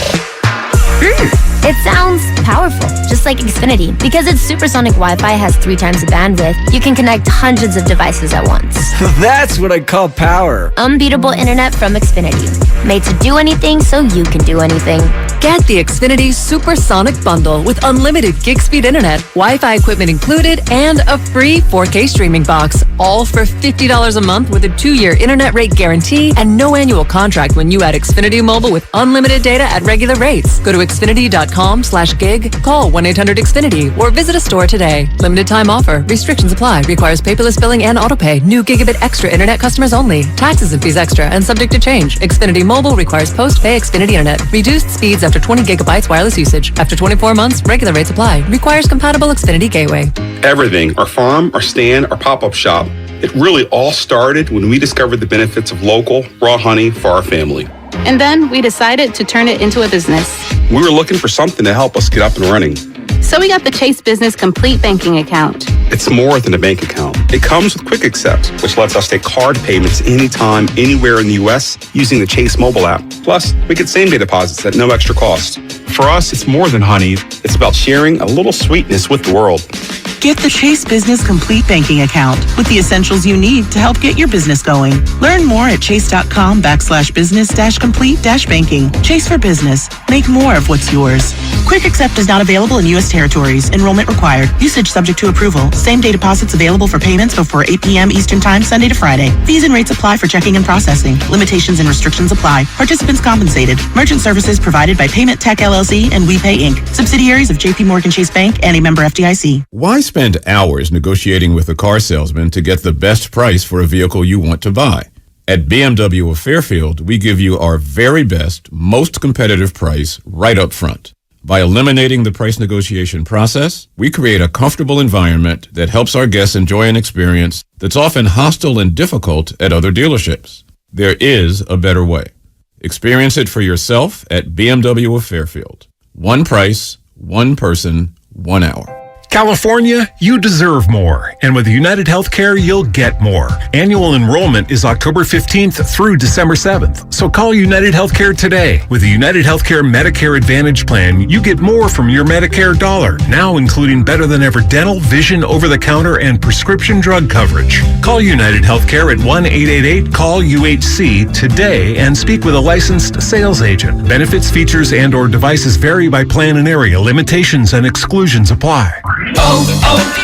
O'Reilly. Protect your vehicle's engine with Syntec and O'Reilly Auto Parts. Syntec Premium Full Synthetic Motor Oil is formulated for today's engines to dissipate heat and reduce friction and wear. Right now, get 5 quarts of Syntec Full Synthetic and a MicroGuard Select Oil Filter for just $33.99. Try Syntec today, exclusively at O'Reilly Auto Parts.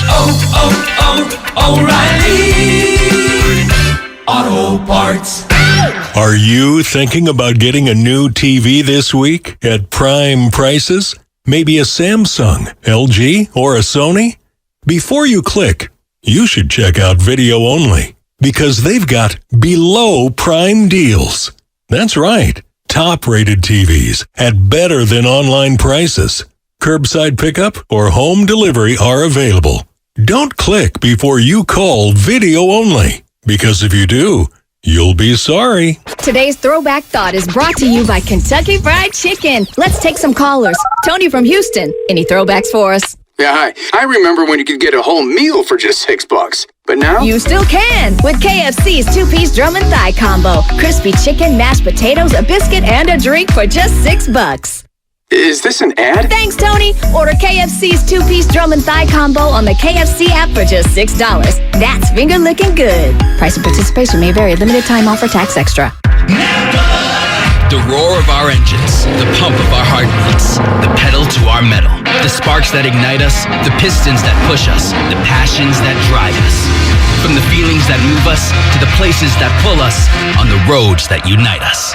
With nearly 6,000 stores and over 17,000 auto care centers, Napa has America's largest network of parts and care, here to keep you firing on all cylinders.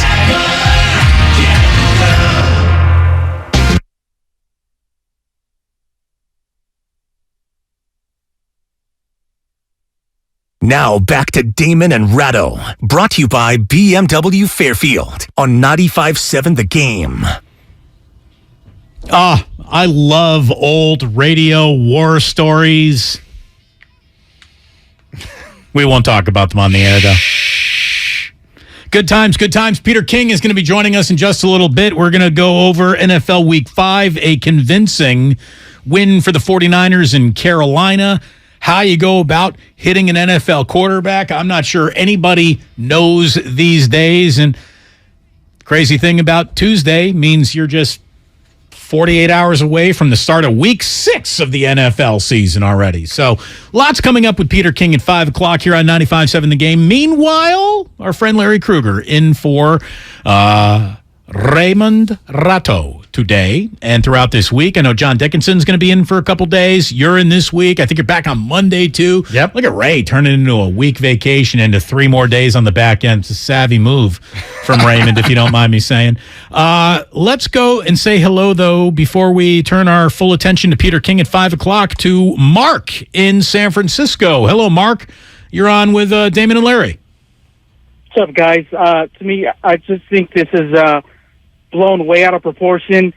I don't think this is going to impact anything. I think the only thing that can derail the Warriors season is a Steph Curry season-ending injury. I still think they're the best team in the league, top to bottom.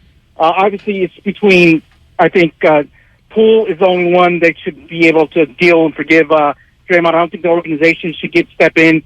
And, guys, I really do think that nothing really is going to get in their way. And you think about, like, say, you look at my buddy's cousin covered the Lakers with Shaq and Kobe Lakers. Those guys hated each other when they played against each other. I know they made amends after their careers, but they fought every time, really to make a difference. They still went to three-peats with the 4 straight NBA Finals. You look at a guy like, I say, Jimmy Butler, in Acquired Taste, fought teammates in Minnesota, in Philly.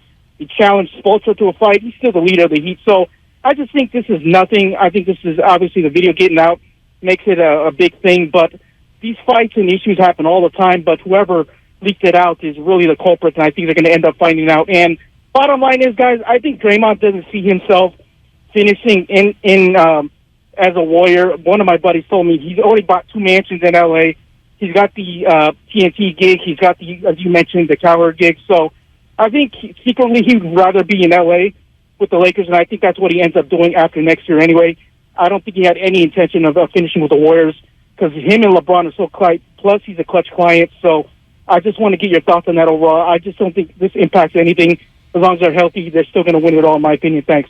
I mean, what do the Lakers look like a year from now, 2 years from now? And why would you necessarily be going to that team for sure? Who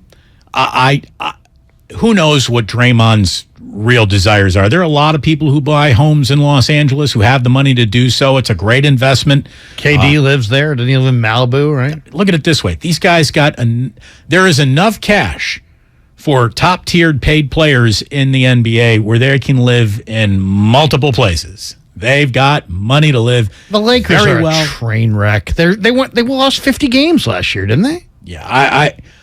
Does Draymond Green want to be a Laker?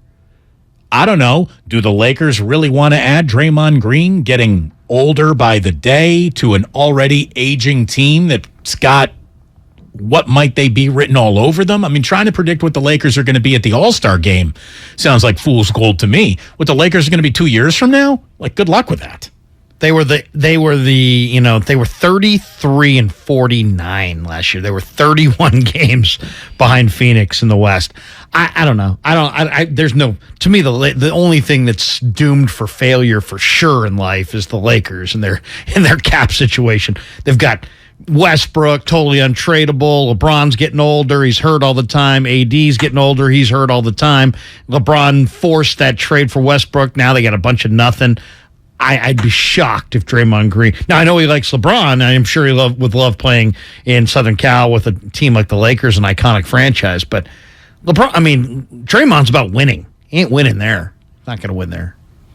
Yeah, I don't know if that's as assured as some people try to make it out to be.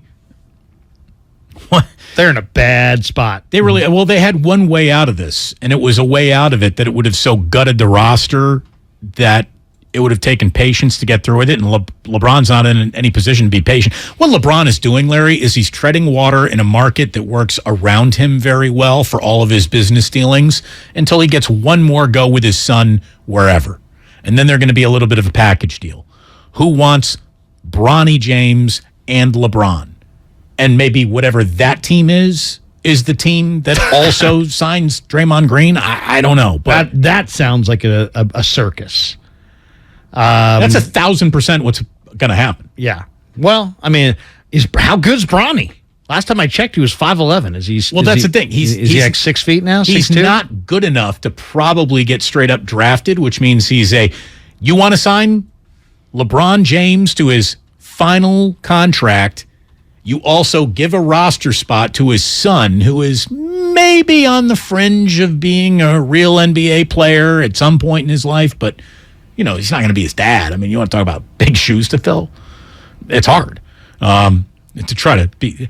By the way, is he in this upcoming draft or is it 2024? I think it's 2024. Let me look at NBADraft.net just to see exactly where they're projecting. Imagine the pressure that comes with being LeBron James's kid. Or being the coach of LeBron and LeBron's kid. That first time you're just airing out Bronny because you didn't like the way he finished a play. LeBron looks at you like, you don't yell at my kid like that. Right. Don't you talk to my kid that way. Yeah, that's a nightmare. That would not be a He's 6'8". He's 6'8"? 6'8". He was 5'11" like 2 years ago. Well, teenagers grow. What can I tell you? 6'8"? Are you serious? A guy here on the text line is telling me he's 6'8". That's like David Robinson growth at the Naval Academy. That's like almost unheard of. I don't know. I would say that tall can't he be is. right. That can't be right. We'll find out. And another person says, Bryce James is 6'8". Bronny is 6'4". Even 6'4". That's okay. Maybe. He better have a 3 in his pocket. Oh, he better be incredible. It's the NBA. Gabriel calling from Napa. Hello, Gabriel. Hello, friends. Who cares, frankly, or we can beat it up for the last 10 days about what Draymond did or didn't do, what Jordan thinks. A year ago or 9 months ago, we were all talking about how are Bob and Steve and Joe going to make this decision about these guys that need to be extended. Draymond Green did you a massive favor, and if you really want to be ballsy, trade Draymond Green directly to the Lakers. He played 46 games last year. Can you imagine Draymond Green, LeBron James, and Bronny, who's maybe a mid-level college player, 2 years from now? Bring it. I love it. Bring it and take an expiring contract or two and celebrate all day. If nothing else, it makes made for TV, must-watch television. Look, Gabriel, thank you for calling and thank you for listening, man. I don't want to cut you off here, but I have to, only because Peter King is coming up soon. But Draymond Green is not about to be traded. I mean, I cannot stress that. You don't think? I can't stress that enough. No, Larry, I'm as sure of it as I love my children. They are not about to trade in this year Draymond Green as they're trying to repeat as NBA champions. Not happening. Not happening. Not happening. Highlight it, italicize it, underline it. It ain't happening. It's just not. So what is all this melodrama for 5 days about how this person feels and that person feels? Honestly, I think it's a little performative. What are we talking about? I think it's a little performative, and Steve and Bob want to always look like, the concerned citizens that they are, and they want to say everything as correctly as possible in America's singularly most politically correct market there is. I also think they want to make sure that Jordan Poole understands, we're on Team Jordan Poole on this one, but Draymond Green is also on the team, Jordan. What are we kidding? I'm not advocating for it. I'm just saying I gotta think it's been discussed, and I think they could do it if they wanted to do it. It's not like he's an untradeable asset. He's an asset that people can speculate about, but he's tradable. He's totally tradable if they wanted to cross that bridge. I agree. This is not the discussion we thought we were going to be having. But, man, when you hear Kerr talk about this, he sounds like there's nothing that can change his mind. Like he's really upset about this and really this, he's seen 20 fights in his NBA career, but something about this is worse. And I don't know that there's anything that Draymond can say. So it's a matter of show me. And if you said to Steve Kerr, hey, is Draymond going to cross the line again? If he looks you in the eye and says, absolutely, he's going to cross the line again, then you got to ask yourself the question, how are you going to react when he crosses the line again? What's the punishment going to be? Are you okay with that? Is that the world you want to coach in? I don't know. I don't know what his stance is. I love the player. I think he's an underrated player. The minute the Warriors are willing to admit the juice is no longer worth the squeeze, why would any other team say, yeah, go get him? I mean, to me, that is the huge... I wouldn't be surprised if, honestly, Draymond Green played this year, picked up his player option for next year, and then maybe retired. Well, he's got a whole second career waiting for him anytime he wants. So. And incredibly lucrative, probably getting to the point of being more lucrative than returning to the court. Like, the amount of money that broadcasters are making around major televised sports these days is gargantuan. You know, look at the guaranteed money that they're saying is waiting for Tom Brady when he wraps it up. Draymond Green is already doing business with TNT. I just think that he also maybe even... Look, Draymond's really smart too, and he knows that being in a less than ready to win situation in another uniform is when, you know, the triple single really gets to be the nickname, and it gets awkward. So I don't think that... Do you think this whole thing has cost him his options? Yes, absolutely. He has fewer options now than before. Can he be a GM? Can he be a coach in the future? Because I think those were totally on the table for him before this. I don't know that he could be a GM or a coach at this point. I think he's too much of a big mouth to be either. You got to keep your own counsel when you're both of those. So I don't know if he could do that. By the way, I want to welcome everyone, first of all, to your 5 o'clock hour on this beautiful Tuesday afternoon. You're listening to 95.7 The Game, KGMZ FM and HD1 San Francisco. Always live on Twitch, YouTube, and the free Odyssey app. Damn well better be free. And I guess I need to let you know, Peter King, that's the last you're going to hear from Ray Ratto this afternoon. I've got Larry Krueger in with me today, and it's always good to have the king of NFL media stop on by for his weekly chat here on 95.7 The Game. Peter, hello. How you doing? Well, good to be with you guys. And by the way, did you just hear what Bob Costas said on the Yankees-Cleveland playoff game? No. About Aaron Judge? No, we'd love to. Have you shared? There will be some active bidding. He was talking about Aaron Judge. He said, there will be some active bidding, including from the San Francisco Giants, the team he grew up rooting for. I thought that was interesting with the well-connected Mr. Costas. It is interesting.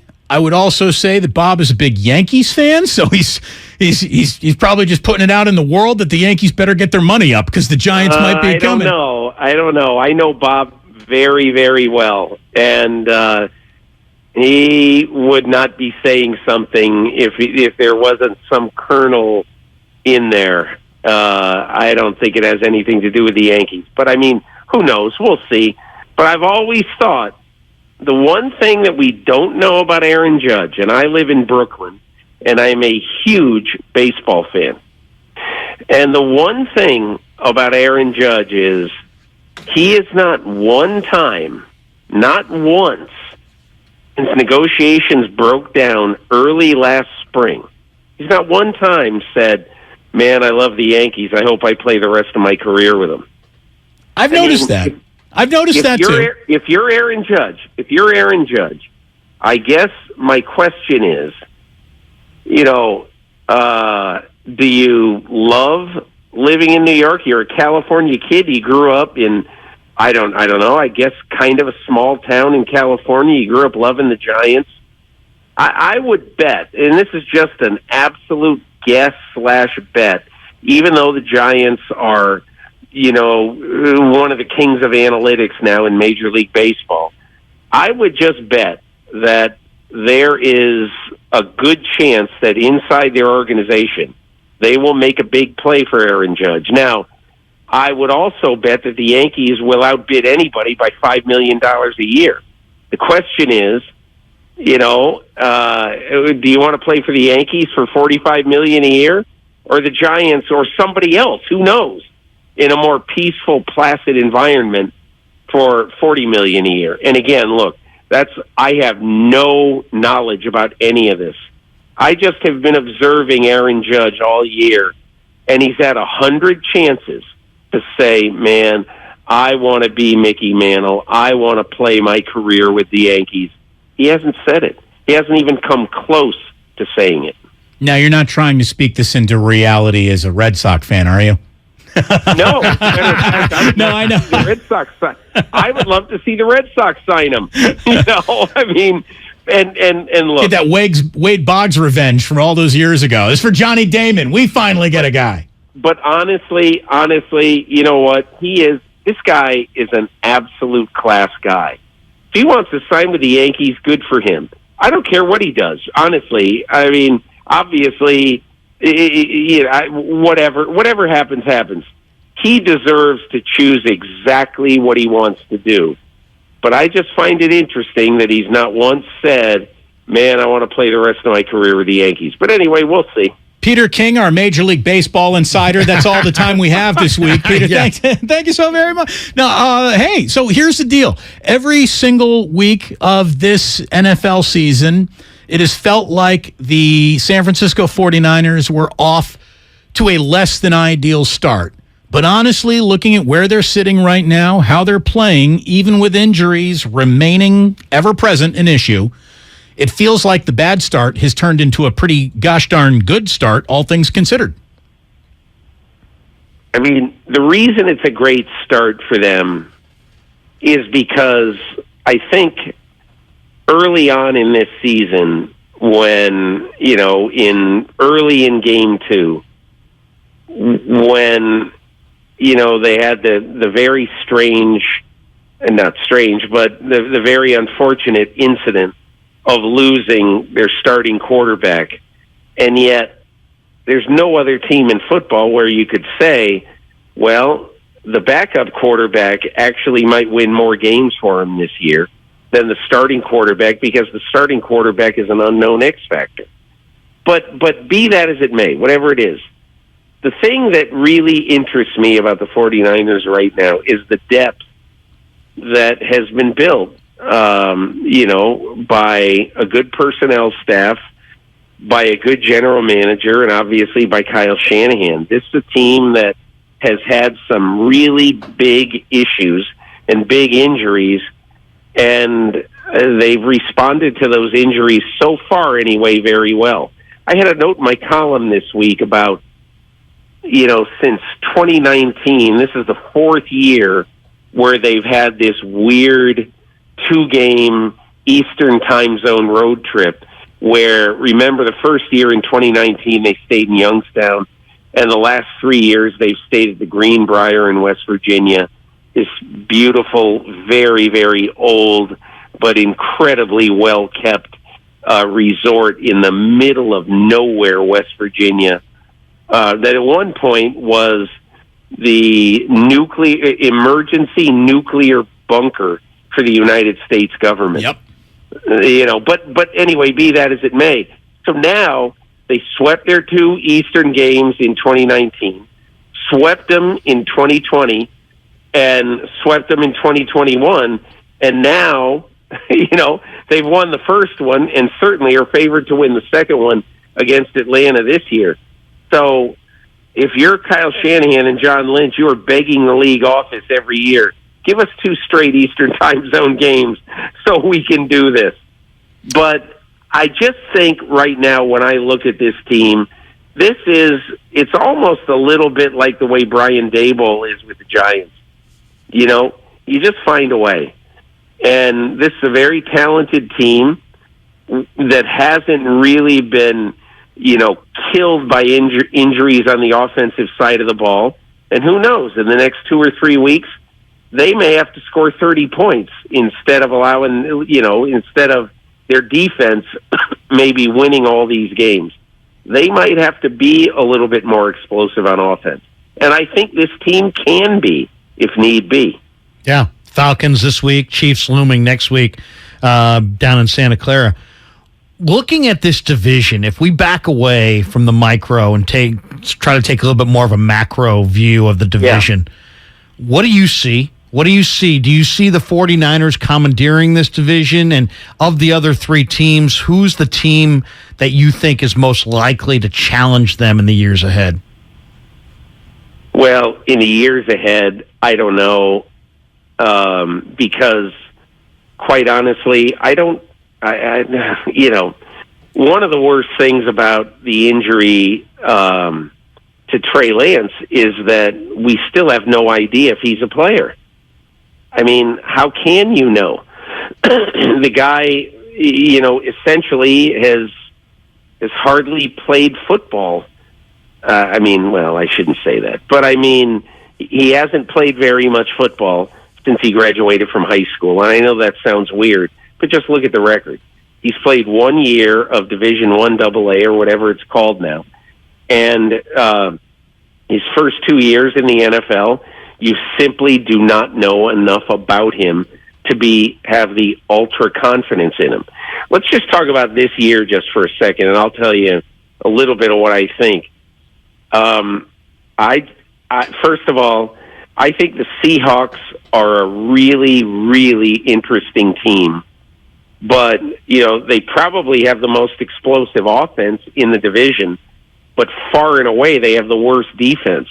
Yeah, it's amazing to me that basically they're allowing now through 5 games, they're allowing 31 points a game, and through 5 games, the 49ers are allowing 12 points a game.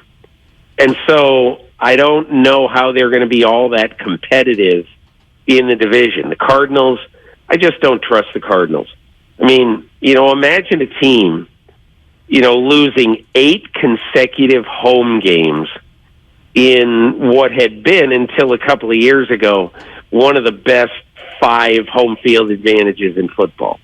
They morphed into a really good home field advantage team.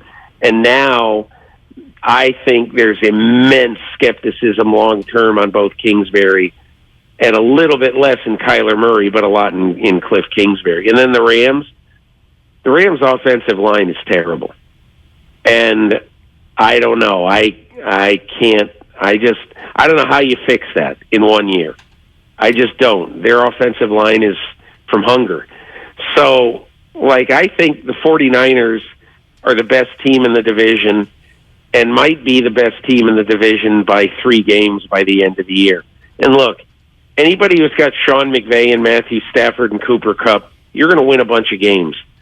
But their offensive line is very damaged, and I just don't think that they can challenge for the division title right now. Since we're talking with Peter King about other challengers, I was in the middle of asking a question to Michael Irvin when he busted in with what he thought was the appropriate answer. I want to play it for you. The Eagles are the maybe most interesting team out there. The Giants are certainly interesting. Dallas is good. Minnesota's good. The Eagles and the Niners. That's right now. That's what we see. We go, hey, boy, that's what we see right now. Let's just be real. Let's get all that other mess out the way. Here's what this thing has boiled down to, and I love it. Cowboys, Eagles, Niners, as far as Michael is concerned, are the only real threatening teams in the NFC. Would you agree? It's week 5. Nothing is won on October 11th. It's a long season. It's a 17-game season. There's 12 games left. I am laughing my rear end off at all of these people burying the Green Bay Packers. It's a riot to watch and to listen to. It's ridiculous. Do you think that Aaron Rodgers is going to stink and they're going to be 8-9? He is taking a while to get comfortable with a lot of new offensive players. I guess the question should be, though, do you think that those wide receivers are going to turn it around that? I think Aaron Rodgers is going to be a stud, but I think he's going to watch drop passes all year long. Well, we'll see. Maybe. But all I know is that I'm just telling you, I think Romeo Doubs is going to be in the top 3 for Rookie of the Year in the NFL for Offensive Rookie of the Year. This guy is going to be a force in the NFL.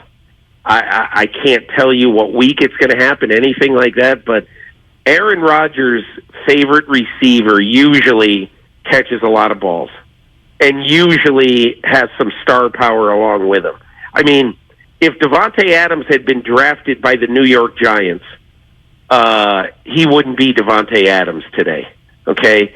And so a lot of times, it depends where you go and all that. But I'm just saying, I'm not saying I don't care what it looks like on October 11th. Obviously, you'd rather be in the pennant race on October 11th than be 2-3, obviously. But all I'm saying is, we'll see. We'll see. I think it's ridiculous to sit here and say on this day, well, Tampa's really struggling. Their points per game are way down, so there's no way they're going to do it. It's Tom friggin' Brady. It's Mike Evans. They have a good offense, okay, and potentially a very good defense, with the exception of 1 week this year. So I don't know. Michael might be right. He could very well be right. The Cowboys' defense is fantastic. San Francisco's defense is fantastic. Now they're taking a few hits to it, but I think it's almost fruitless on October 11th to say, well, here's what we're going to see all year. We don't know. Matt Rule got dumped, and now today there's lots of rumors about Christian McCaffrey, Robbie Anderson, DJ Moore, Brian Burns, Derek Brown, all terrific players in my opinion. Are you surprised that we don't see more trades in the NFL? And do you think that the Carolina Panthers, who I think only have like 3 or 4 draft picks on the board for next year's draft, do you think they will offload these players on the contending teams around this league? Or, trades just typically don't happen in the NFL, Peter, but there's some, Derek Brown is an awesome defensive tackle, and I think Brian Burns is his equal as an end. So, and McCaffrey, we know what McCaffrey is. Is there going to be a market? I don't know why you would trade a guy like Brian Burns. I think it's absurd. And I think most young players, when you talk about trading them, and I understand it's interesting and it's fodder for the rumor mill, and definitely, if I'm Scott Fitterer, the Panthers general manager, I'm listening to everybody. And this is going to probably sound idiotic, but I would mostly listen when the subject of Christian McCaffrey comes up. Because, look, McCaffrey was solid as a rock his first 3 years. He was one of the 3 or 4 biggest offensive weapons in football by the end of his 3rd year. But in year 4, he missed 13 games due to injury. And in year 5, he missed 10 games due to injury. He's been banged up a little bit this year, but he's played every game. And he's been good, but not great. So I think the question becomes right now, if you can dump Christian McCaffrey's contract, and if somebody wants Christian McCaffrey and will give you, say, let's just say a 2 and a 4 next year, I'd take it, because you're not going anywhere this year. And the recent history of Christian McCaffrey is that he's going to probably get hurt. So I think that is number one. But all these other players, when you start trading these other guys for whatever you can get for them, I wouldn't trade either one of those defensive guys on the front 7 for anything less than a 1. And I don't think, first-round picks who play pretty well in the NFL are sort of like beautiful cars you've just driven off the lot. It doesn't matter how good a shape the car is in. Once you drive a car off the lot, it's not worth what it was worth 10 minutes ago. Depreciation is real. Let's just relate this to what our audience wants to hear. Should the 49ers make a play for Christian McCaffrey? I wouldn't if I were them. The only way I would do it is if it didn't cost very much, and if they weren't worried very much about the cap implications. Because I think unless the Panthers are going to pick up some of his money, okay, and to me, He's got a lot of money left over in the last 3 years of his deal. He's got, I forget, I read it somewhere today. His salary is 12, 12, and 12 over the next 3 years. It's you have to ask yourself, if the Panthers are going to pick up a chunk of the money and you don't have to worry about any of things like the workout bonus or the prorated bonus, and you're willing to take on 12, 12, and 12 over the next 3 years, maybe you do it, but I wouldn't do it for big compensation. That's for sure. Peter King here on 95.7 The Game. We have highlighted in this week at least 3 to 4 that roughing the passer call is hard to sell. What can honestly be done to correct the roughing the passer situation we're seeing come up so frequently? How about just making it reviewable? The way the NFL works is that Walt Anderson, who, whatever his title is, basically is the supervisor of officials.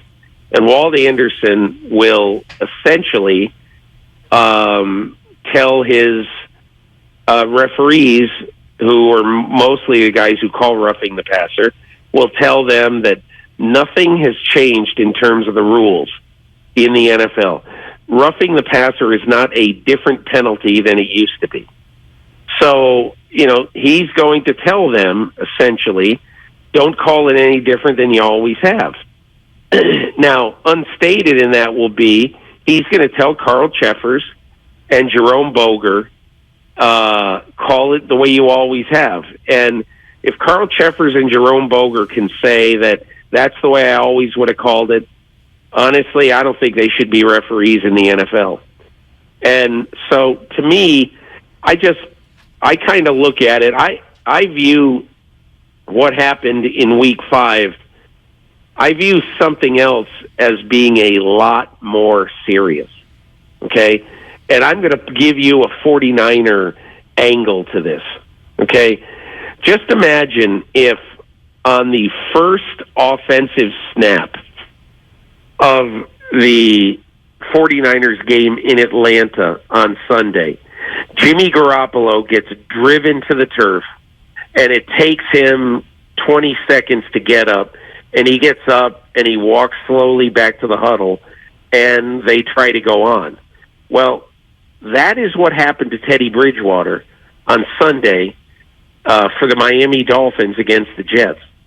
And the spotter upstairs, the injury spotter upstairs, who has the power to say, take that guy out of the game, he can't play anymore, because I saw some ataxia or I saw some punch drunkenness in Teddy Bridgewater.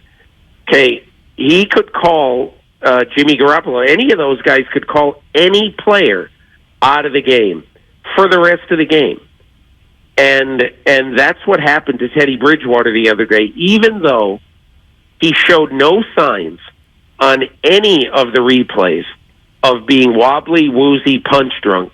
And when he walked into the locker room, they did every concussion test on him, and there was nothing wrong with him. So is this PR for Tua?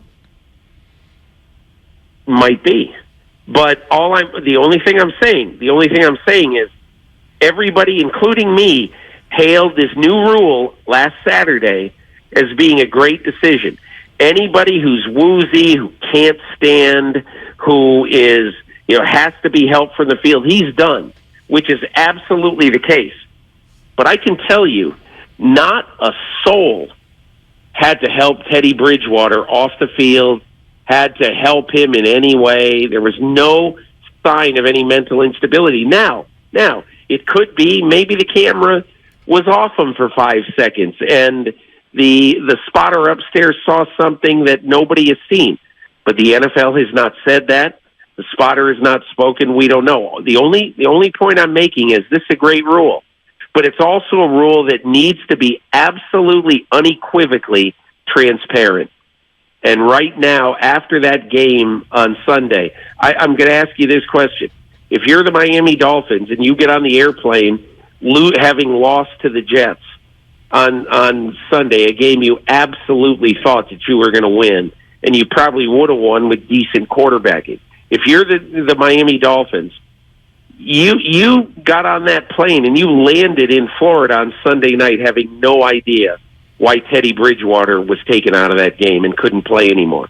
So all I'm saying is that let's just say, for the sake of argument, let's just say that the Miami Dolphins lose a playoff spot at the end of the year by one game. Let's just say. What do you think they're going to be thinking on January 10th? We got screwed by some nameless, faceless guy sitting in the press box in the Meadowlands who declared our quarterback out of the game, and he shouldn't have been declared out of the game. So all I can say is this: be careful what you wish for, NFL.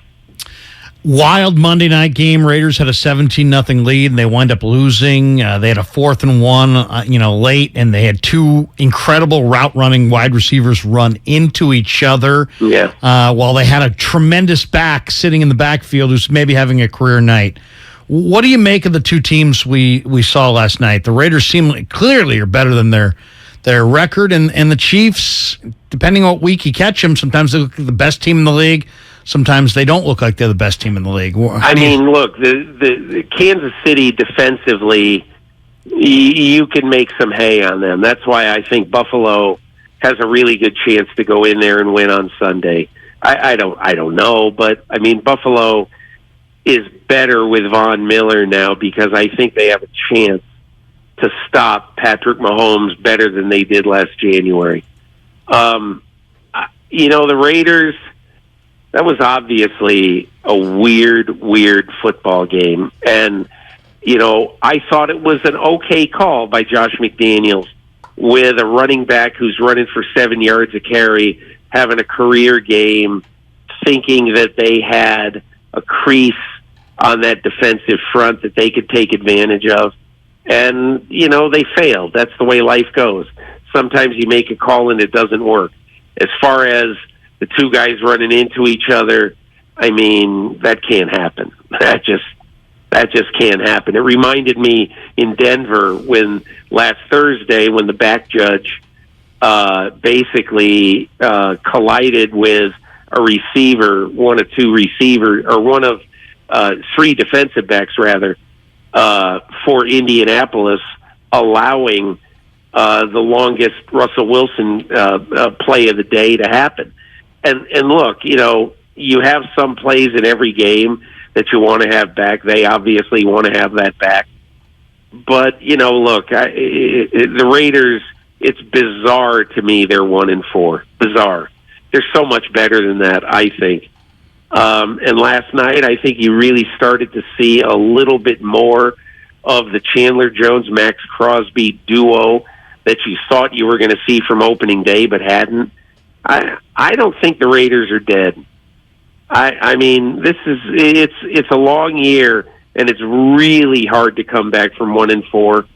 But I think the Raiders are powerful enough to go on a run. You don't think the league is going to get involved in any Devontae Adams cameraman shove, do you? Oh, they might. They might suspend him for a week. That wouldn't shock me. But I'm just talking long haul. Even if he misses one game, I mean, I just think the Raiders have a lot of weapons, and Josh Jacobs is emerging now as a top 5 back.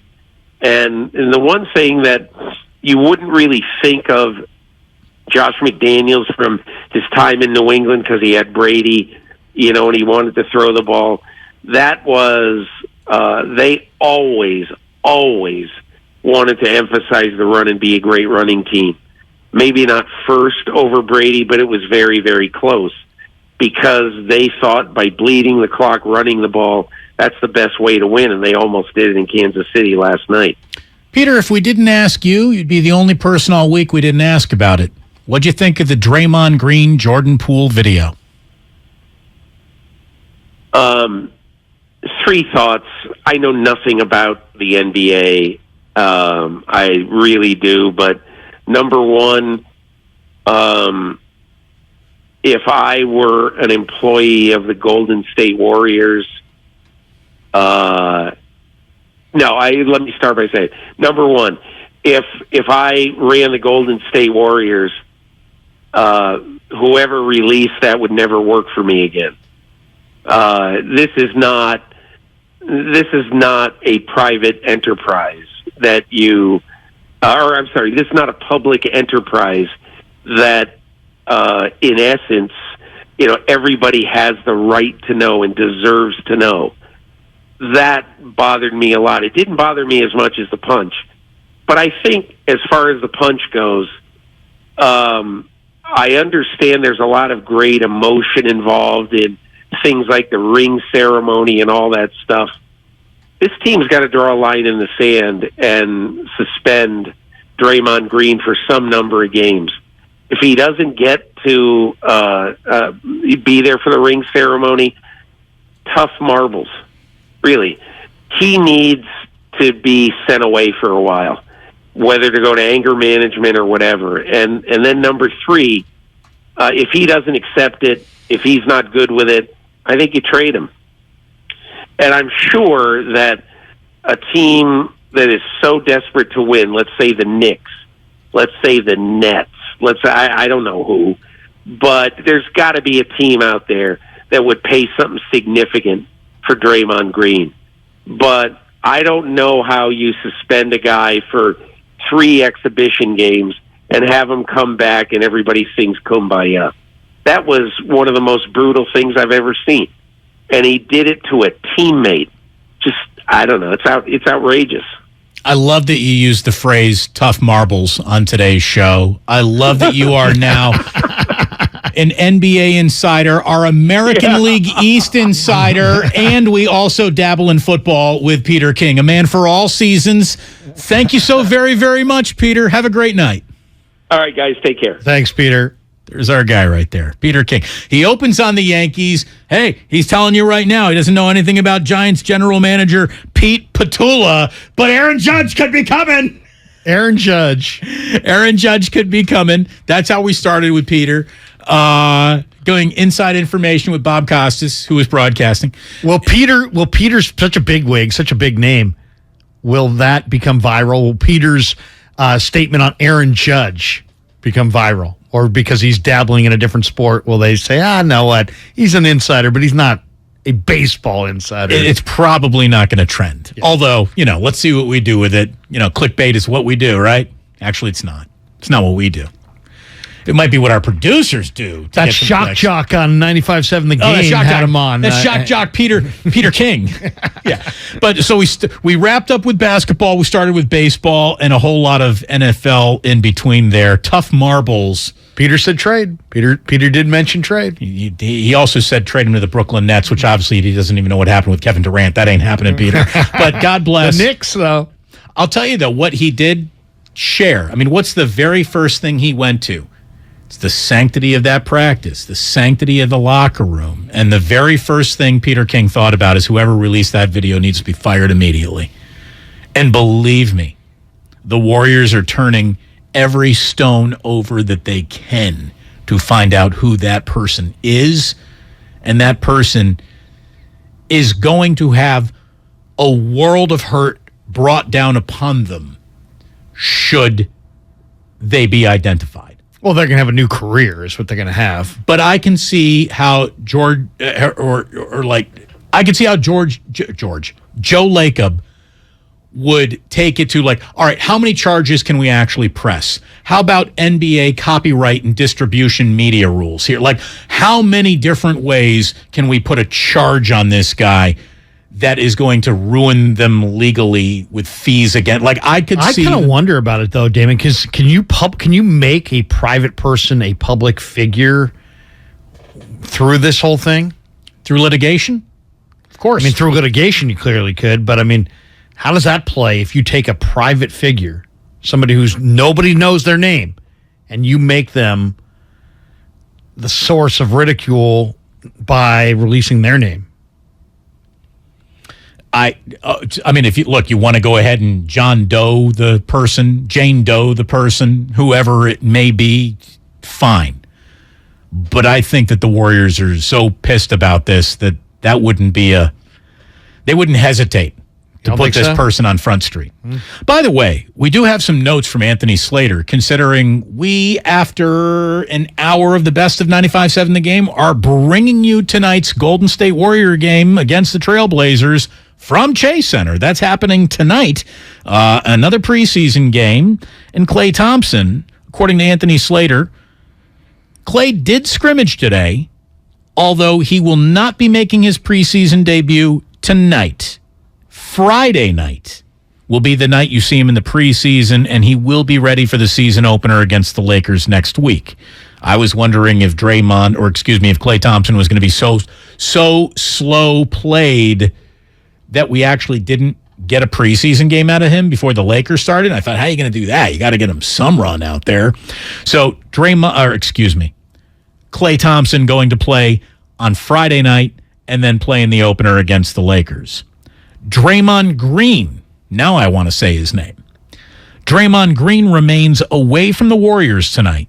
Steve Kerr declined to give any updated timeline on Draymond's return pregame, but said he will be discussing it postgame. By the way, Andre Iguodala apparently won't be ready for the start of the regular season. Again, they brought Andre Iguodala back on such a handshake agreement. So here's the deal. Like, you're literally the 14th guy, the 15th guy on the roster. We're not going to ask you to suit up for more than 40 games this year, Andre. Like, you know that they've got pack your clubs. You'll be playing quite a bit. Exactly. Tee times probably more common than tip time for Andre Iguodala as the last guy. He's an assistant coach who might play. That's what he is. He's an assistant coach who might play, and there's no way they're running him out there more than 35 times. Nor should they. And that's, by the way, it's exactly the neighborhood Andre wants to live in. There's no doubt. Save me for a postseason appearance. Dabble with me in the postseason. Hardly use me in the regular season. And I am the most important bench voice that this team could have in a year where they're going to need an important bench voice. Like, Andre Iguodala's job became more important the day after the Draymond punch than it was before the punch. Absolutely. A veteran influence, a guy who's seen it all, been there, done that. Also, a couple Niner notes. They released Marlon Mack today, and they signed a kicker, Sam Sloman, to the practice squad. So maybe Robbie Gould won't be ready to kick after getting the knee contusion, because he was probably the best tackler on the Niner kickoff coverage unit. How sure of a tackler is Sam Sloman would be my follow-up question. Exactly. I don't care what his field goal percentage is. Can he rap? Yeah. Sam Sloman playing middle backer. Hey, shore it up on special teams there, 49ers, and your year could go very, very well. Look, I'll say this. The Niners, they really are. They're sitting pretty well after 5 weeks at 3-2 and sole possession of first place in the NFC West. Rams, Seahawks, Cardinals, all lost on Sunday. You know, the Rams are betting on patchworking an offensive line and getting back in rhythm. The Seahawks are betting on Geno Smith has the cheat code for the remainder of the year. The Cardinals are banking on Cliff Kingsbury's not about to get exposed, and Chandler Jones. And Kyler Murray, who is wearing like Lane Bryant ladies green pantsuits. I saw that. On the way in now is going to lime green. Yeah, yeah. But that's a ladies pantsuit, I think. Or are there pockets on the back of that? I feel like we have a Michael Scott office situation here. I really need to see what he looks like when DeAndre Hopkins comes back, because that might be a team to be considered once again. You know, I'm not maybe ready. They'll be the opposite. Last year they started fast, finished slow. Maybe they'll start slow and finish fast. Not ready to count them out, not yet. But this is a very well-positioned 49er team, in spite of the fact, Larry, it seems like the Niners are the only NFL team, and maybe even the only team in sports, that literally loses a significant player every single time they play. They do. They have so far this year. It's ridiculous. It's ridiculous how often injuries knock on the 49ers' door, not to just be an overnight house guest, but to stay a month. Eli Every Mitchell, you lose him in week 1. Trey Lance, you lose him in week 2. Week 3, you lose Trent Williams. Week 4, without even seeing the injuries to Armstead or Kinlaw, they're gone. Nick Bosa, he's gone now. And Emmanuel Mosley, done for the year for sure. We are all on Nick Bosa watch the rest of this week, and I'm just going to say right now, unless he is, hey, diddle diddle, my groin is fit as a fiddle. Just a miracle. Like the soothing salt ponds at the Greenbrier cured.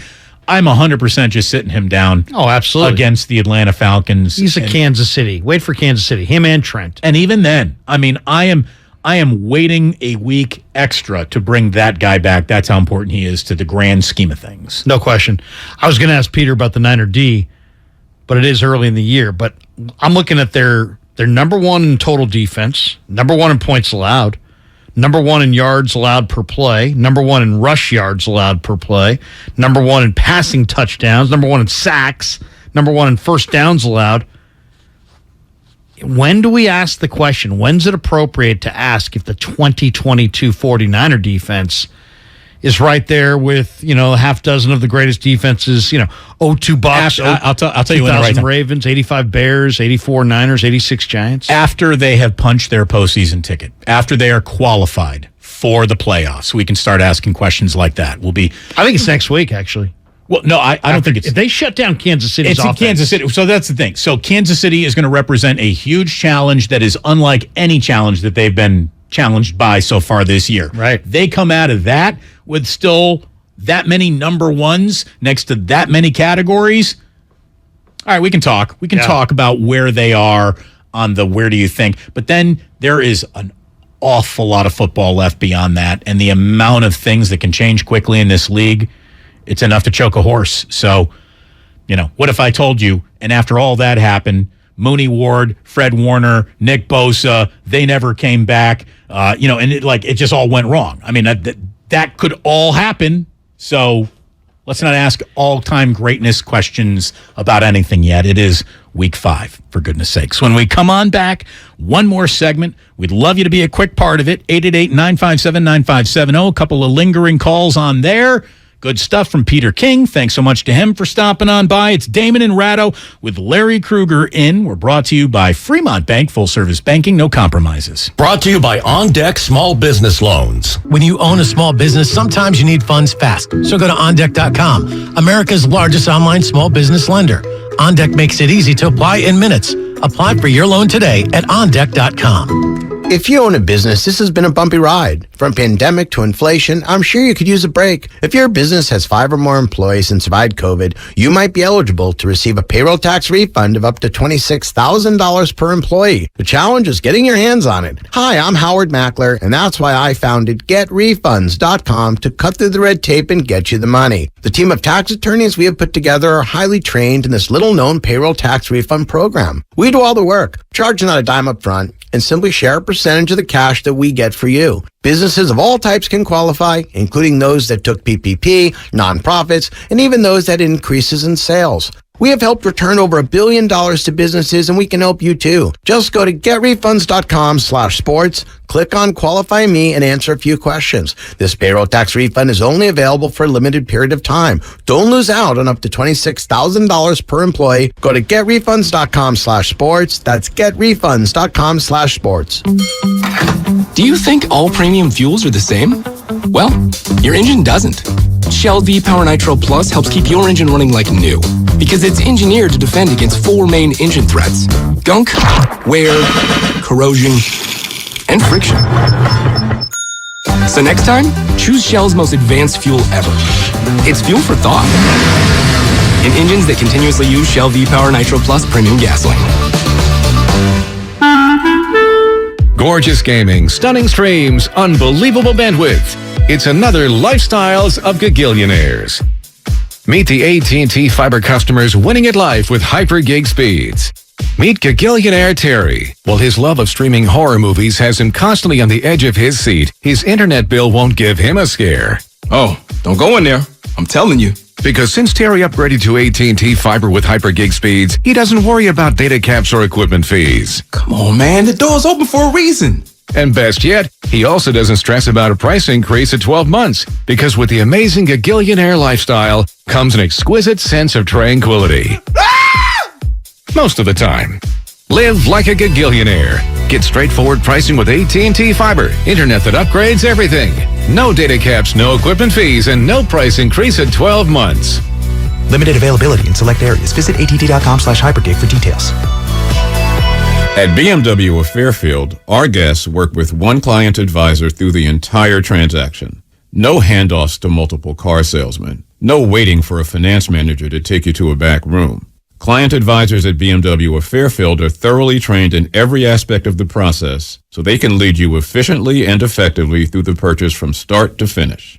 There is a better way. Experience it for yourself at BMW of Fairfield. One price, one person, 1 hour. Everything, our farm, our stand, our pop-up shop, it really all started when we discovered the benefits of local, raw honey for our family. And then we decided to turn it into a business. We were looking for something to help us get up and running. So we got the Chase Business Complete Banking Account. It's more than a bank account. It comes with Quick Accept, which lets us take card payments anytime, anywhere in the U.S. using the Chase mobile app. Plus, we get same-day deposits at no extra cost. For us, it's more than honey. It's about sharing a little sweetness with the world. Get the Chase Business Complete Banking Account with the essentials you need to help get your business going. Learn more at chase.com/business-complete-banking. Chase for business. Make more of what's yours.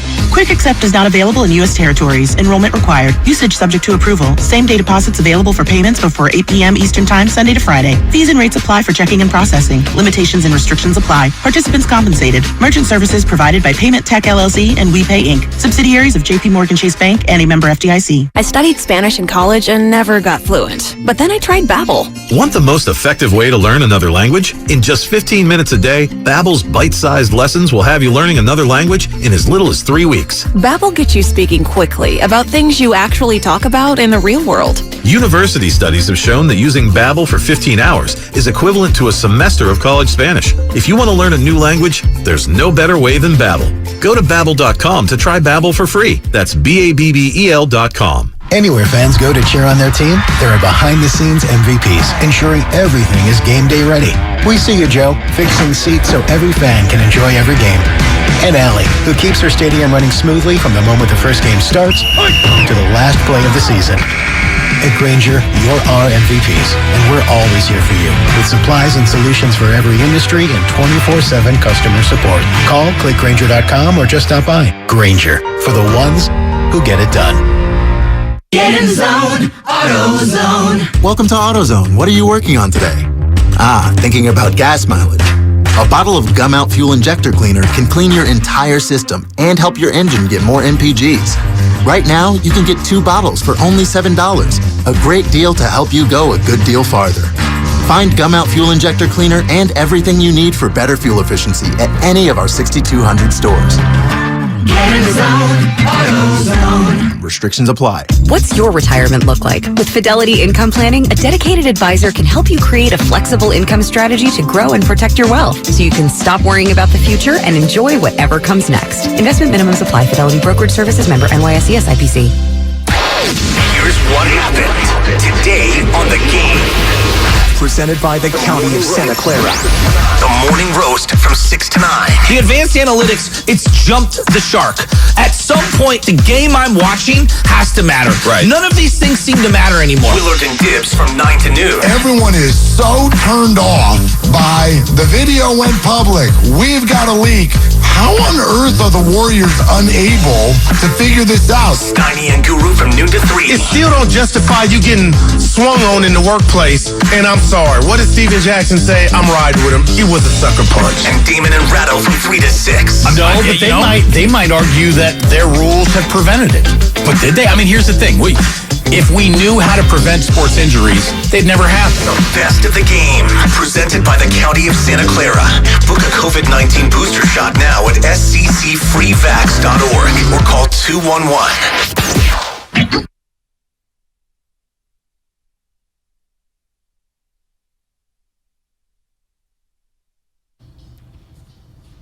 Now back to Damon and Ratto, brought to you by BMW Fairfield on 95.7 The Game. Larry, as always, it is an absolute pleasure. We'll see you again Friday. You're back in. Absolutely. See you Friday. Fantastic. We'll get you ready for a little 49ers and Falcons. We'll start pregame at 3 o'clock on Friday. Sounds good to me. Just like old habits. Red and gold wrap, little oysters Rockefeller. Oyster Krueger down at the Sam's Chowder House. Lobster rolls until I had to start paying for them. And then I was like, damn, I'll have the burger. This is Jack in Oakland. Jack, you're on 95.7 The Game. Hello. Hello, how you guys doing? Very well. Okay, I was going to ask you if Draymond Green is going to be officiated differently this year. What do you think about the referees? I mean, I think Draymond always gets a quicker whistle. He has completely blown the benefit of the doubt with, I think, the entire uniformed NBA refereeing crew. He gets and look, he's earned it. He's earned the quick whistle. I've never seen a guy play this much defense without ever committing a foul in my life. I mean, he is the ultimate crybaby in terms of, I didn't do that. He rarely knows how to walk away, which is another one of those, come on, Draymond, you should be better than that by now. Veterans learn. Why don't you? He gets I don't know, it's a weird phenomenon, right? Because on one hand, everybody knows his rep, so like he surprises nobody. But then like late in the year, especially sometimes around the playoffs, he seems like he comes emotionally unglued and they give him a wide berth.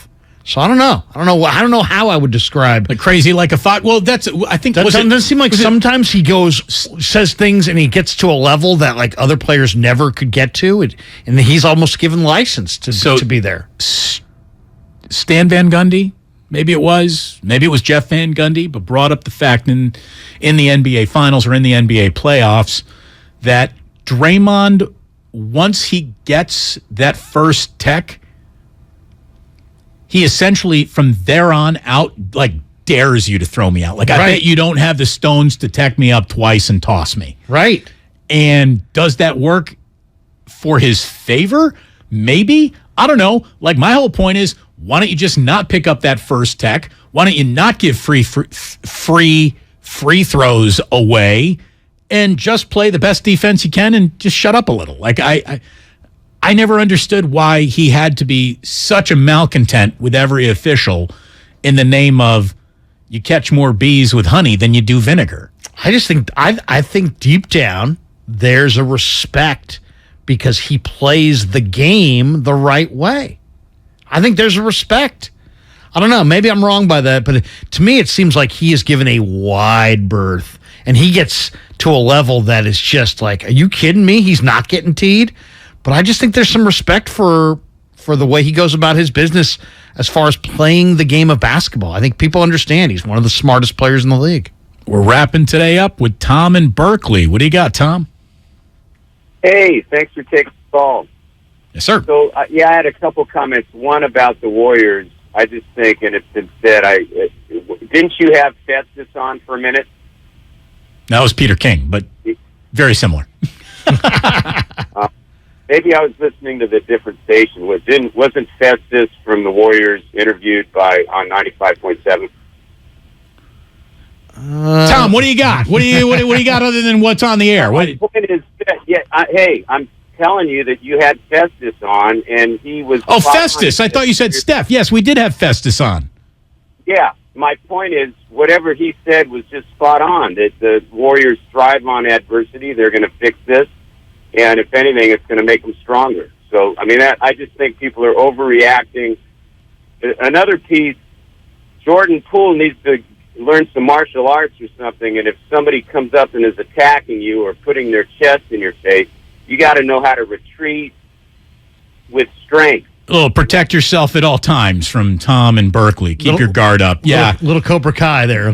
I think what Jordan Poole needs to learn is nothing from this incident, and Draymond needs to learn how to not punch teammates. That's where I think the problem. That would have been awesome if Steve Kerr had gone to the microphone and just said, hey, look, Jordan needs to learn to sweep the leg. Jordan, sweep the leg. Duck and move. Float like a butterfly, sting like a bee. Come on, Jordan. I thought men from Ann Arbor knew how to get out of a fight. Apparently those East Lansing guys know, but Ann Arbor, you need to do better. Sweep the leg. I'll just tell you, Jordan Poole got clocked, and he's okay. That's good news.